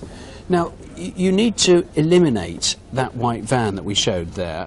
You're quite convinced that this isn't the murderer, but you need to talk to this guy very badly. You're looking for this guy. The driver of the white van may well be the last punter that Samantha had before she met her death. He actually dropped her off somewhere and may have seen something or someone in the vicinity, and he dropped her off. And absolute confidence you want him to contact you. We do. Of course, the most important thing is the white car that was seen going up the track, because you know that's where Samantha's body was dumped. Tell us about that, because it's actually very difficult to put a body into the water there, because it's quite shallow, it was very, very dark, it's very muddy. Brighouse Lane is a very isolated road leading straight down to the river. You would have to know that it went down there. It's frequented by couples, drug users, poachers. The vehicle that went down that was white or light was at the time that the body was dumped. From calculations of tides and currents, we know that it went in at 3:30. And he would have had to have walked into the river area himself, and he would have got very wet, very muddy, possibly even bloody, would he? We know that the killer actually waded out into the river up to his knees or up to his thighs in thick mud. If anybody came home on the Sunday morning wet, or if there's any other way that you can help in this, please do call. There's a reward, incidentally. Call now or any time till midnight. It's a free call, 0500 600 600, or you can call the incident room, where detectives are waiting for your calls too, on 01482 856 556. That's Hull, 856 556. Now, let's go back to an August bank holiday in 1977. That was the year of the Queen's Silver Jubilee. We're about to piece together clues from a murder. A case has been reopened thanks to the progress in new DNA techniques. Mary Gregson lived in Shipley in West Yorkshire with her husband and their young son. Their home was beside the Leeds-Liverpool Canal. And the policeman that you're about to see is one of the officers who worked on the case all those years ago.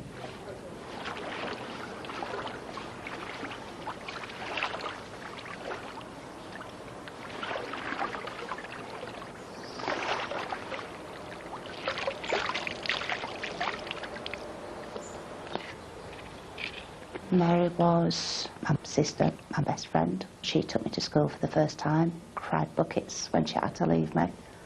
We were very close. There's not been a day gone by in 22 years that I've not thought about Mary in happier times, but what caused her death, it doesn't go, it never goes. It seems a long time since I saw her. But a lot of things are very vivid. It's just like yesterday.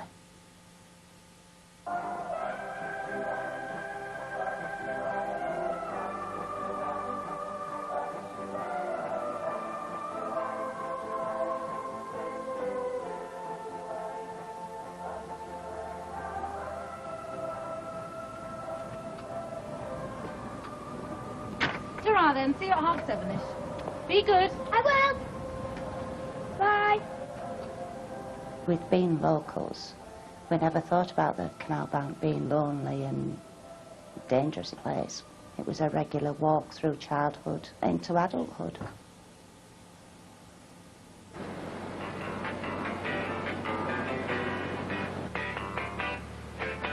You've done it all. You've broken every code. I got to know Mary when I first got married and I went to live next door to her. Became friends and we stayed friends even when I moved away. She was working with me at Salts Mill. That was a meeting point on the canal side. And if I was there first, I'd wait, you know, watch, see if I could see her coming, or vice versa. Which is what I did that night. I stood and watched for her and, of course, she didn't appear. Soon afterwards, another woman was also heading for work and had a disturbing encounter.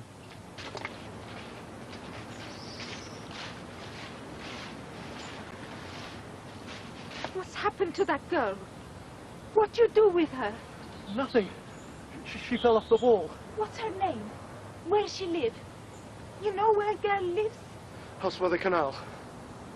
There are no houses there. What's your name? You want help? I get ambulance. Police. I don't need nothing. The witness heard Mary moan and remembers the man as in his early 20s with fair or light brown hair. Now he'd be in his mid-40s.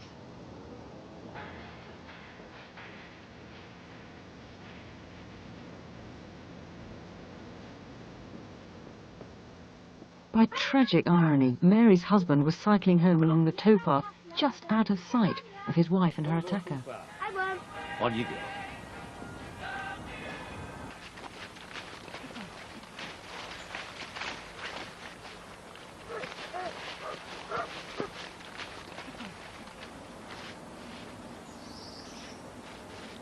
He was about, I should think about 5'9", 5'10". He had a long, finished face.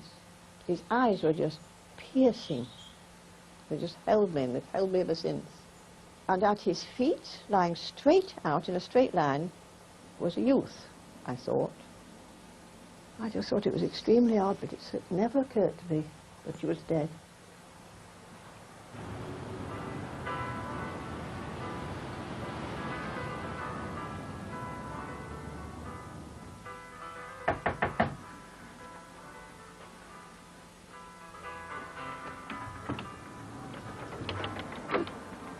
Susan? Sorry to bother you, Bill, but I was wondering if Mary was okay. Okay, but what do you mean? What's happened? She's with you, is she? She never showed up for work, Bill. I just assumed she was feeling poorly. I waited for her at bridge, but there were no signs. That night was horrendous. I never want to live another night like that. I didn't sleep. We just waited. I just sat in a chair in my bay window at home and waited and watched. The following morning, my husband had gone back out to resume searching, and he came back with a police officer. He'd witnessed my sister being brought out of the river.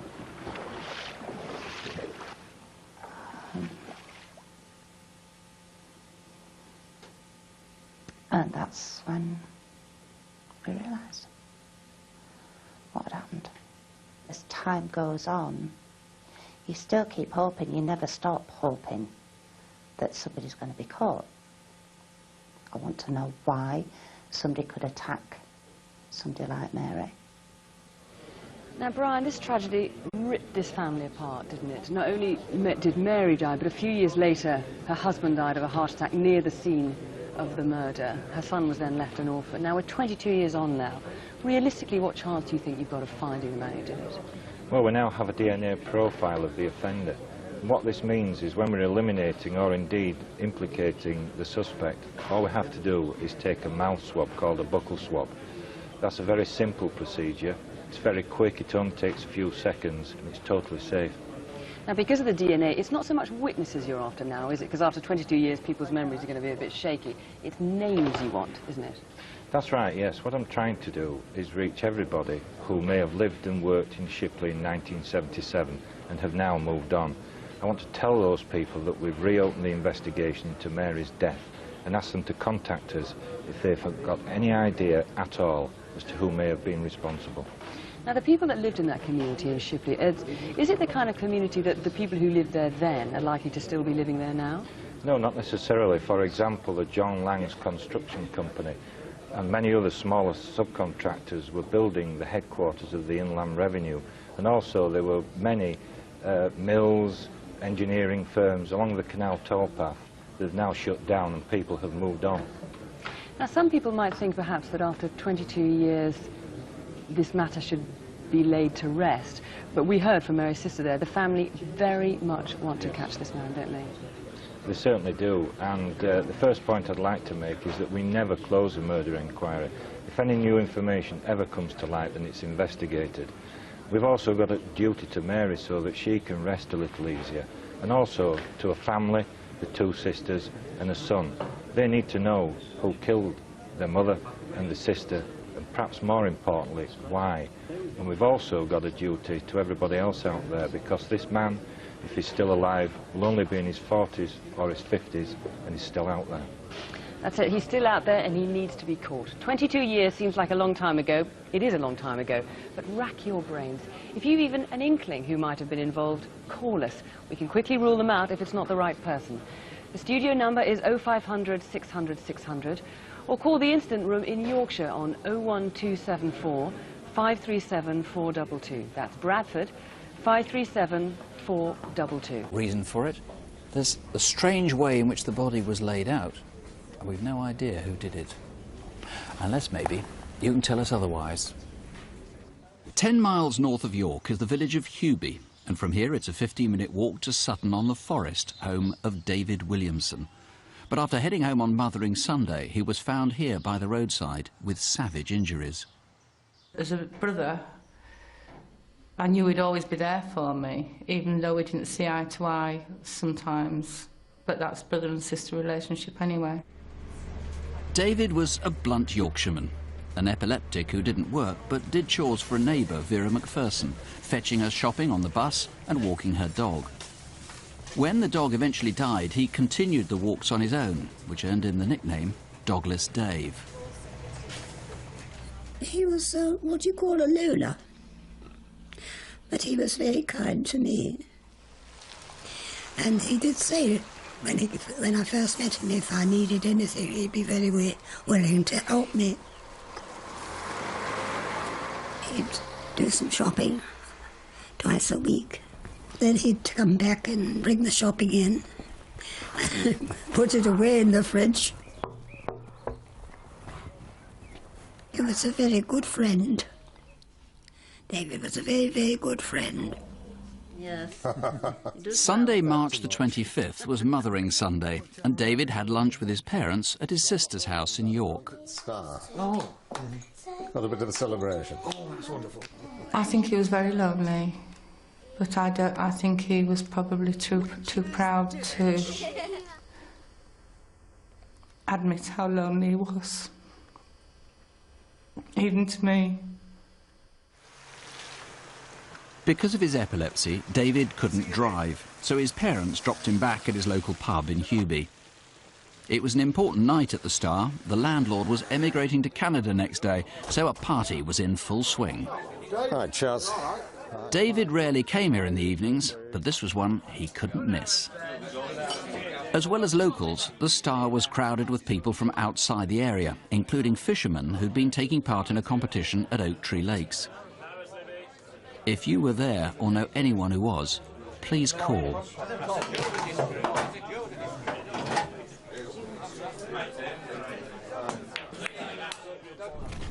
At 11:30, David left for home. The clocks had gone forward the previous night and timings may now be confused. In fact, little is clear from here on in. What we do know is a stranger was loitering suspiciously on the corner of West Villas, not far from the pub. Perhaps entirely innocent. Who was he? When he realised he'd been seen, he strode off where David was heading, towards Sutton-on-the-Forest.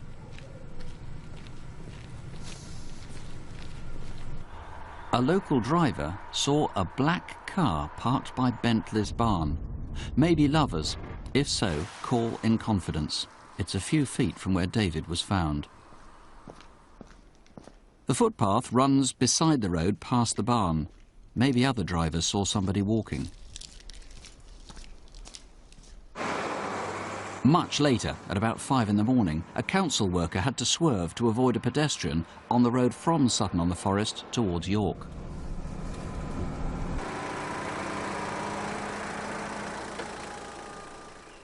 About the same time, an early walker found David near the barn, apparently asleep.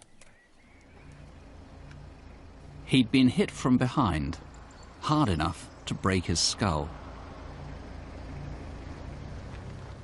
We spent the whole night till about 10:15 by his side,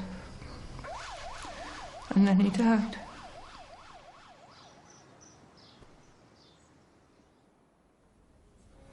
Nigel, I know you really don't know what the motive is, but what are your guesses? What are your hunches? It's a complete mystery. David was. It would be wrong to say that David was popular with everyone in the village. At times he could be quite abrupt and offhand with people.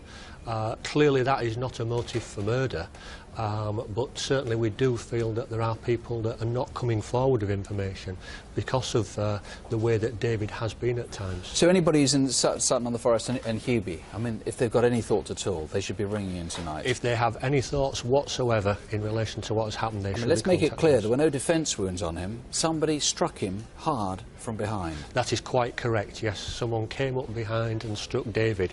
The way that David was found, one possible theory actually is that the person didn't intend to actually kill David. It may well be that that is actually the case. Tell me why, when you say the way he was found. There certainly seemed to be some compassion in the way that that he was found by the side of the road. As though someone had realised what they'd done and tried to make it right. Yes, that's correct. It would appear that that was the case. We're obviously still awaiting some forensic tests, but it would look that someone has suddenly come to the senses and realised what they've done. Whoever did it is watching Crimewatch tonight. Supposing they ring you, what's going to happen to them? If they contact the police, which I would urge them to do, this is still a very serious matter. A person's life has been taken. However, if they contact the police, obviously the compassion of contacting the police and coming forward will help them considerably. If not, of course, there are various other ways in which you can start to trace them. I mean, first it was that black car which is parked by the barn, and that was only 10 or 12 feet away.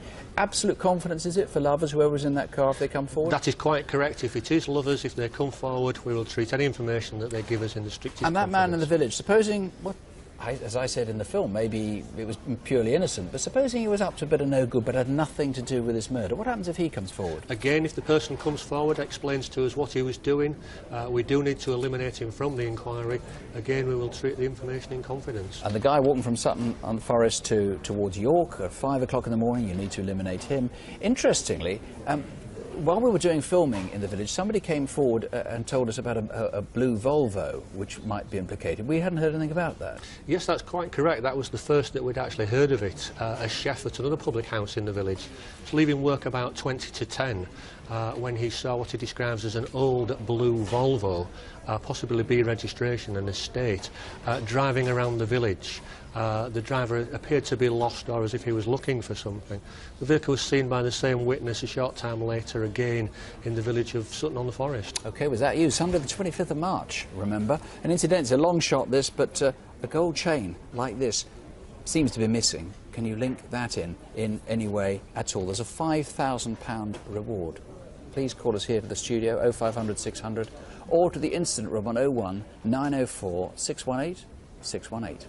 It was difficult for Crimewatch, partly because some of the best witnesses are clients who are too embarrassed to come forward, but partly maybe because there's not always as much sympathy as there should be for the victims. Yet take a look at this. It's as great a tragedy as you can imagine. Michaela is the girl on the left. Michaela were close to her sister because they were like twins, wore the same clothes. They just spent most of their time together. We've got loads of photographs when they were all young. Until they get to about 16 and then they don't want to be photographed. She left school, she worked. Then she met her boyfriend, only boyfriend she ever had. She was a good mother. And he's a good little boy. They were always together, always together. We found out about 2 years ago that she was taking heroin. What Michaela's parents didn't know was that recently she'd started working to feed her habit in Sheffield's red light district. It's known as the Bead. Well, there's normally around about 15 or 20 girls at any one time that work around this area. A lot of it is drugs. Everybody has their own reasons, really, don't they? Bonfire night in Sheffield, Monday the 5th of November. Around 7 p.m, instead of going to a firework party, a man was cruising the beat, drawing attention to himself. He was driving around for about an hour. Shortly before 8 p.m, he approached Michaela for business, and she got into his blue Sierra. Here they are driving up to the wasteland next to the IMO car wash and Spitalfields, a place where girls on the beat often take their customers. The car was parked just out of vision of the CCTV, but we know from the camera they were there for 13 minutes. By the time he drove off, she'd been stabbed 19 times in the back and neck. Soon afterwards, another girl was bringing a customer up to the wasteland. Are you sure? Oh, well, as long as it's going to be okay.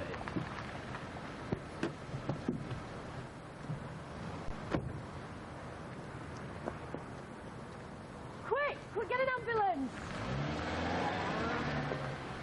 You all right, Michaela? Stay with me. But the punter didn't call an ambulance, and Michaela lay bleeding until another customer came up, and he did ring for the police.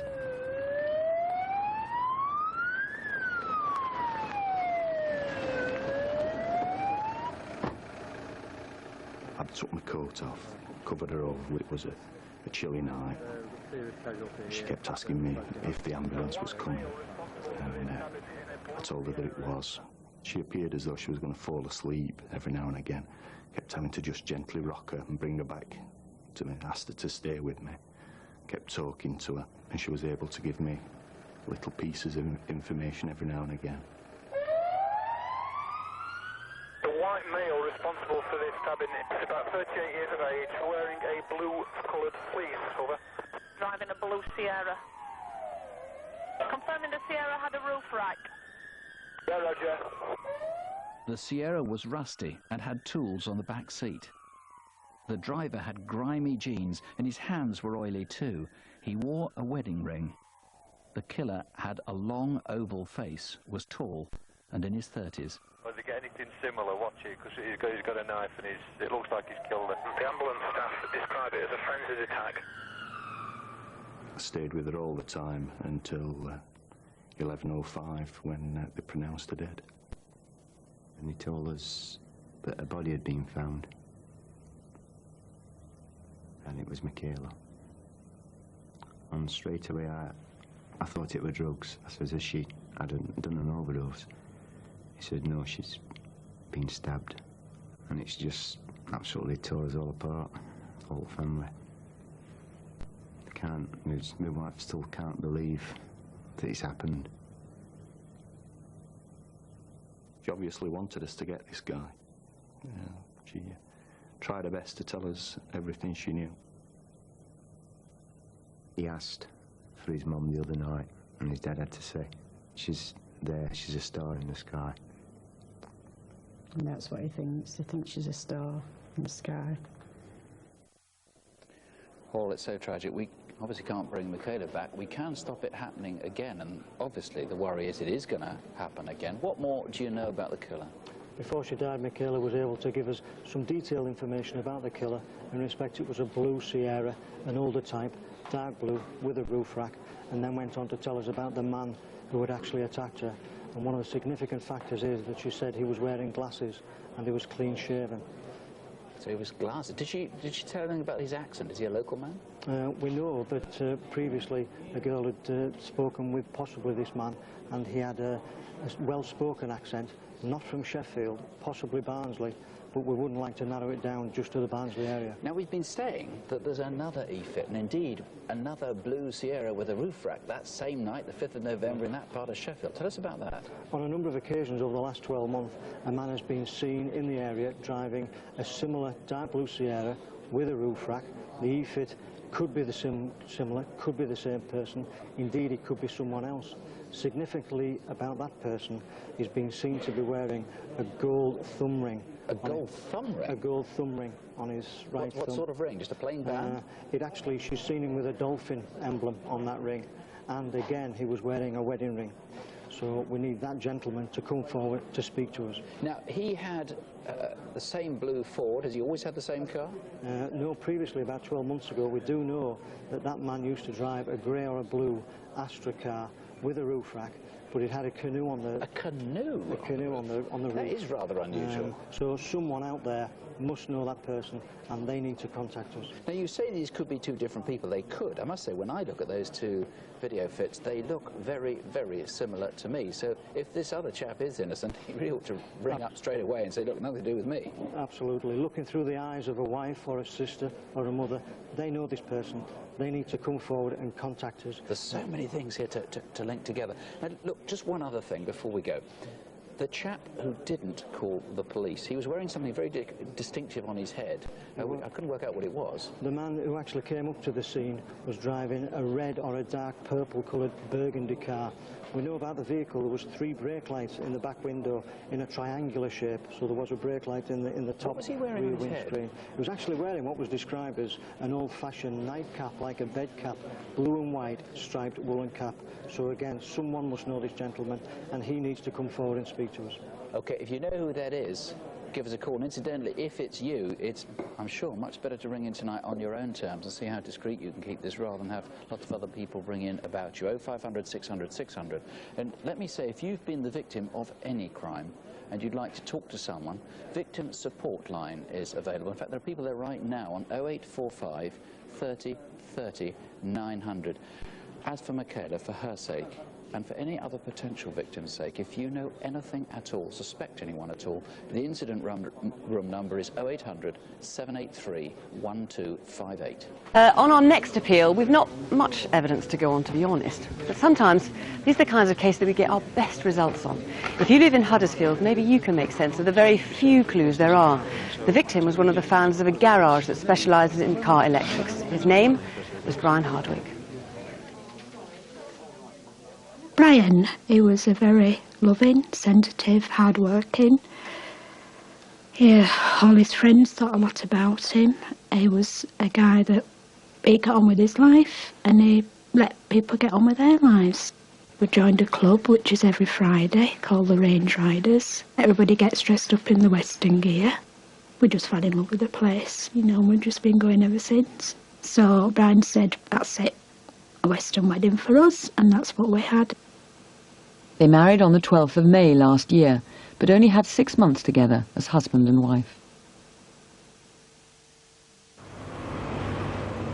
Brian had worked as an auto electrician at Huddersfield Car Electrical Services on Colne Road for the last 23 years. He was very hard-working, reliable, conscientious. Many a time if you offered him a drink of tea, he wouldn't have one. He just wanted to get on and solve the problem as quickly and as efficiently as he possibly could.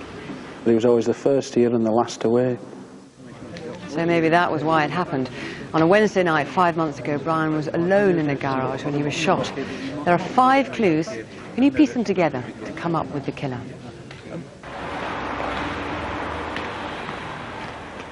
As a colleague left work, he noticed that Brian's red Renault Clio was parked as usual in the car park outside the garage. Somebody had stabbed a tyre on Brian's car, and sometime after 5:30 he'd moved it into the garage to change the wheel.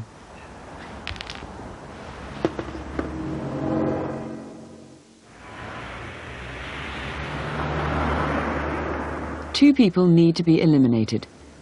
A white man in his 20s with piercing eyes, average height but stocky. And a black man who may have been sheltering from the rain.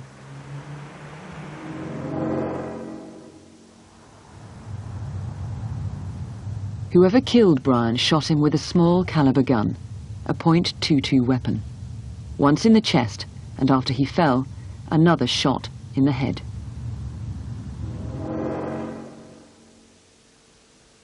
Several personal possessions were stolen, and maybe theft was the motive. Where's the other half of this?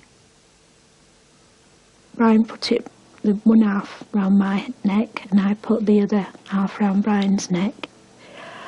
I only wish I could have the other half back to put it together, and then it would be complete. 2 wallets were stolen, though they didn't have much in them, and so was a bunch of keys.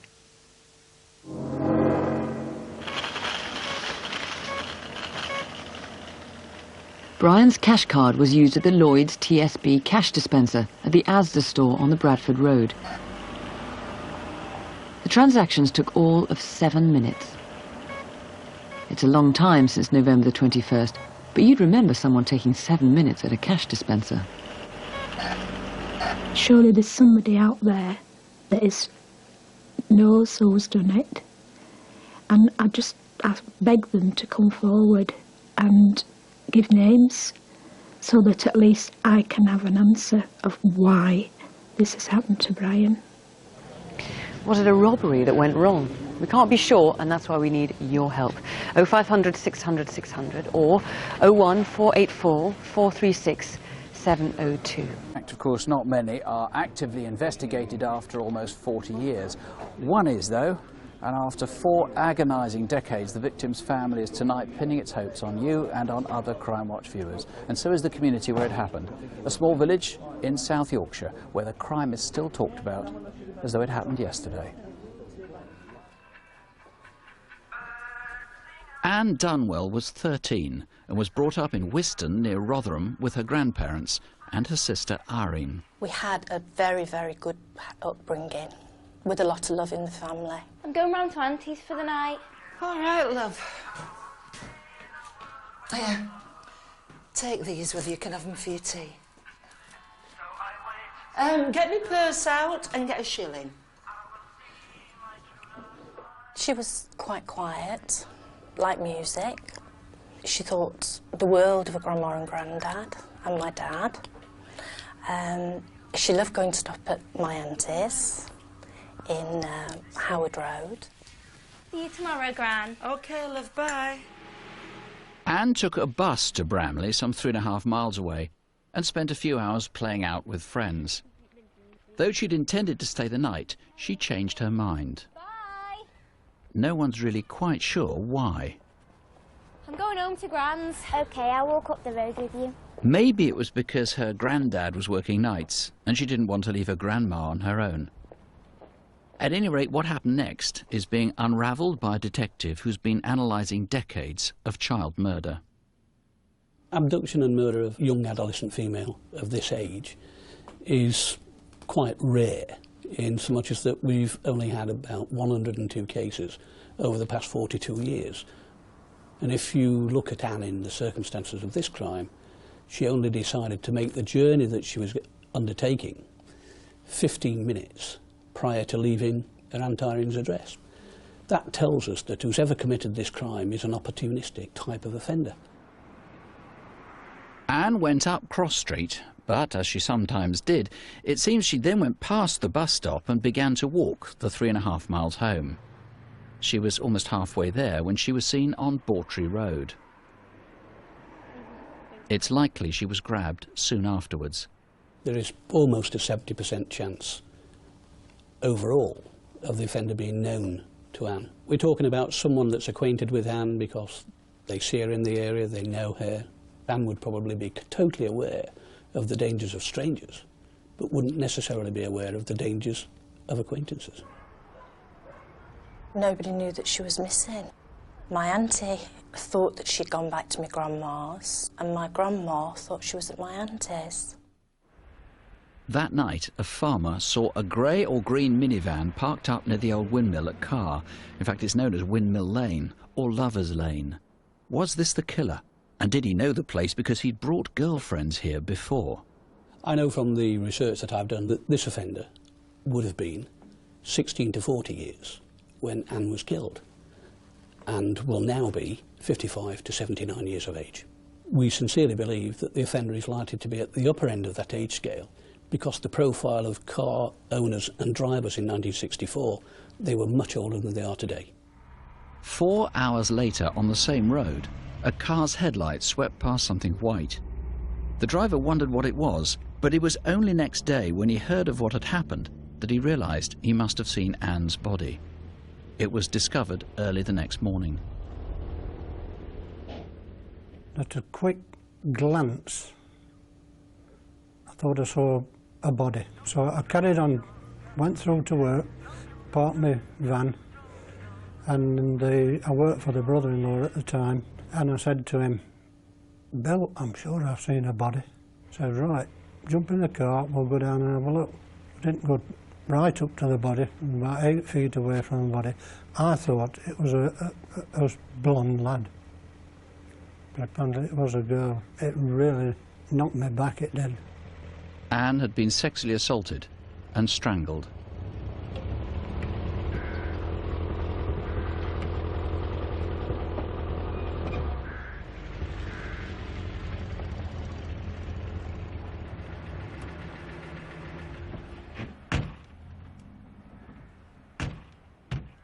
In all probability, Anne was able to identify the offender. She more than likely was able to identify the vehicle and therefore needed to be silenced. So Anne was probably killed to silence a witness. As soon as I saw the policeman at the door, I knew they took us to identify Anne's body. That I will never ever forget. I remember seeing the bruises round her neck. I remember the bruises on her face, and that will stay etched in my mind forever. Later that morning, Anne's clothes were found dumped in Ali Reservoir, some 6 miles away, on a route that goes to the A618, broadly in the direction of Anne's home. When offenders commit this type of offence and they take items from a victim, they are generally deposited during a journey that the offender has to undertake. It may well have been that the offender was on his way home when he deposited the clothes in the reservoir. I still hate whoever did this terrible thing to my sister. She didn't deserve to die like that. She had a lifetime. We've served the life sentence. But of course, her killer has gone free until tonight. Detective Superintendent Ernie Roper of South Yorkshire Police wants anyone who lived near Rotherham in 1964 to think back to the murder. And Ernie, that's going to be pretty easy for people around there to do. Yes, it affected the lives of thousands of people in 1964, and it still does. It really still is in their hearts and minds. And a lot of people who lived in that area are now scattered across the country with their families. This is the compendium, the report that the police at the time did. And the investigating officer then, the senior guy, was convinced it was a local man. You're equally convinced? There is absolutely no doubt. The strong local connections in this case indicate to us that the offender lived or worked in that area. He knew that ground very, very well. And now you've recovered DNA from the clothing? Yes, it's quite a simple process to give a voluntary DNA sample. It's painless, a simple mouth swab, and of course I don't want people to worry about naming individuals. The names will be given in the strictest of confidentiality, and we will go to people to eliminate them and not try and point the finger at them for killing Anne. So what sort of people are you hoping going to ring tonight? Well, anyone with any information. People can put things together. about a man who had a vehicle, which lived was not in the that area. common at the time. 1964, not many people would have had access to a car. In fact, the police had hardly any cars in the That's area right, at the yes. time. But this man had access to a vehicle. He lived in the area, knew the area well. He was a violent man. He demonstrated that with the way he treated Anne. People will know him as a violent man. He'll have previously committed offences, maybe not convicted, maybe not reported to the police, but I want people really to put all these facts together. And there's another thing. I know you've recovered some bacteria which suggest he had a sexually transmitted disease, which of course other sexual partners would have known about. Exactly. That bacteria was found on the same item of underwear that the DNA was found on, and I'm absolutely convinced that people can put all these facts together, phone in tonight and please give us the name. Have you been able to identify the particular disease? Yes, it's gonorrhea. So a woman who had a sexual partner in that area, who had gonorrhea, who had a vehicle, who fitted in terms of violence and all these other things. There's a lot to go on. He may have even boasted to associates, obviously. OK, well, if there's anything that you can piece together there, anything at all. You've heard how easy it is to eliminate somebody. It really is just a matter of going and asking them if they mind to give a mouth swab. Many, many men have already agreed to do so. It isn't a problem. Just give us a call. Our number's on the screen, and several of Mr. Roper's colleagues are here in the studio, or you can call the incident room on 01709 832 689.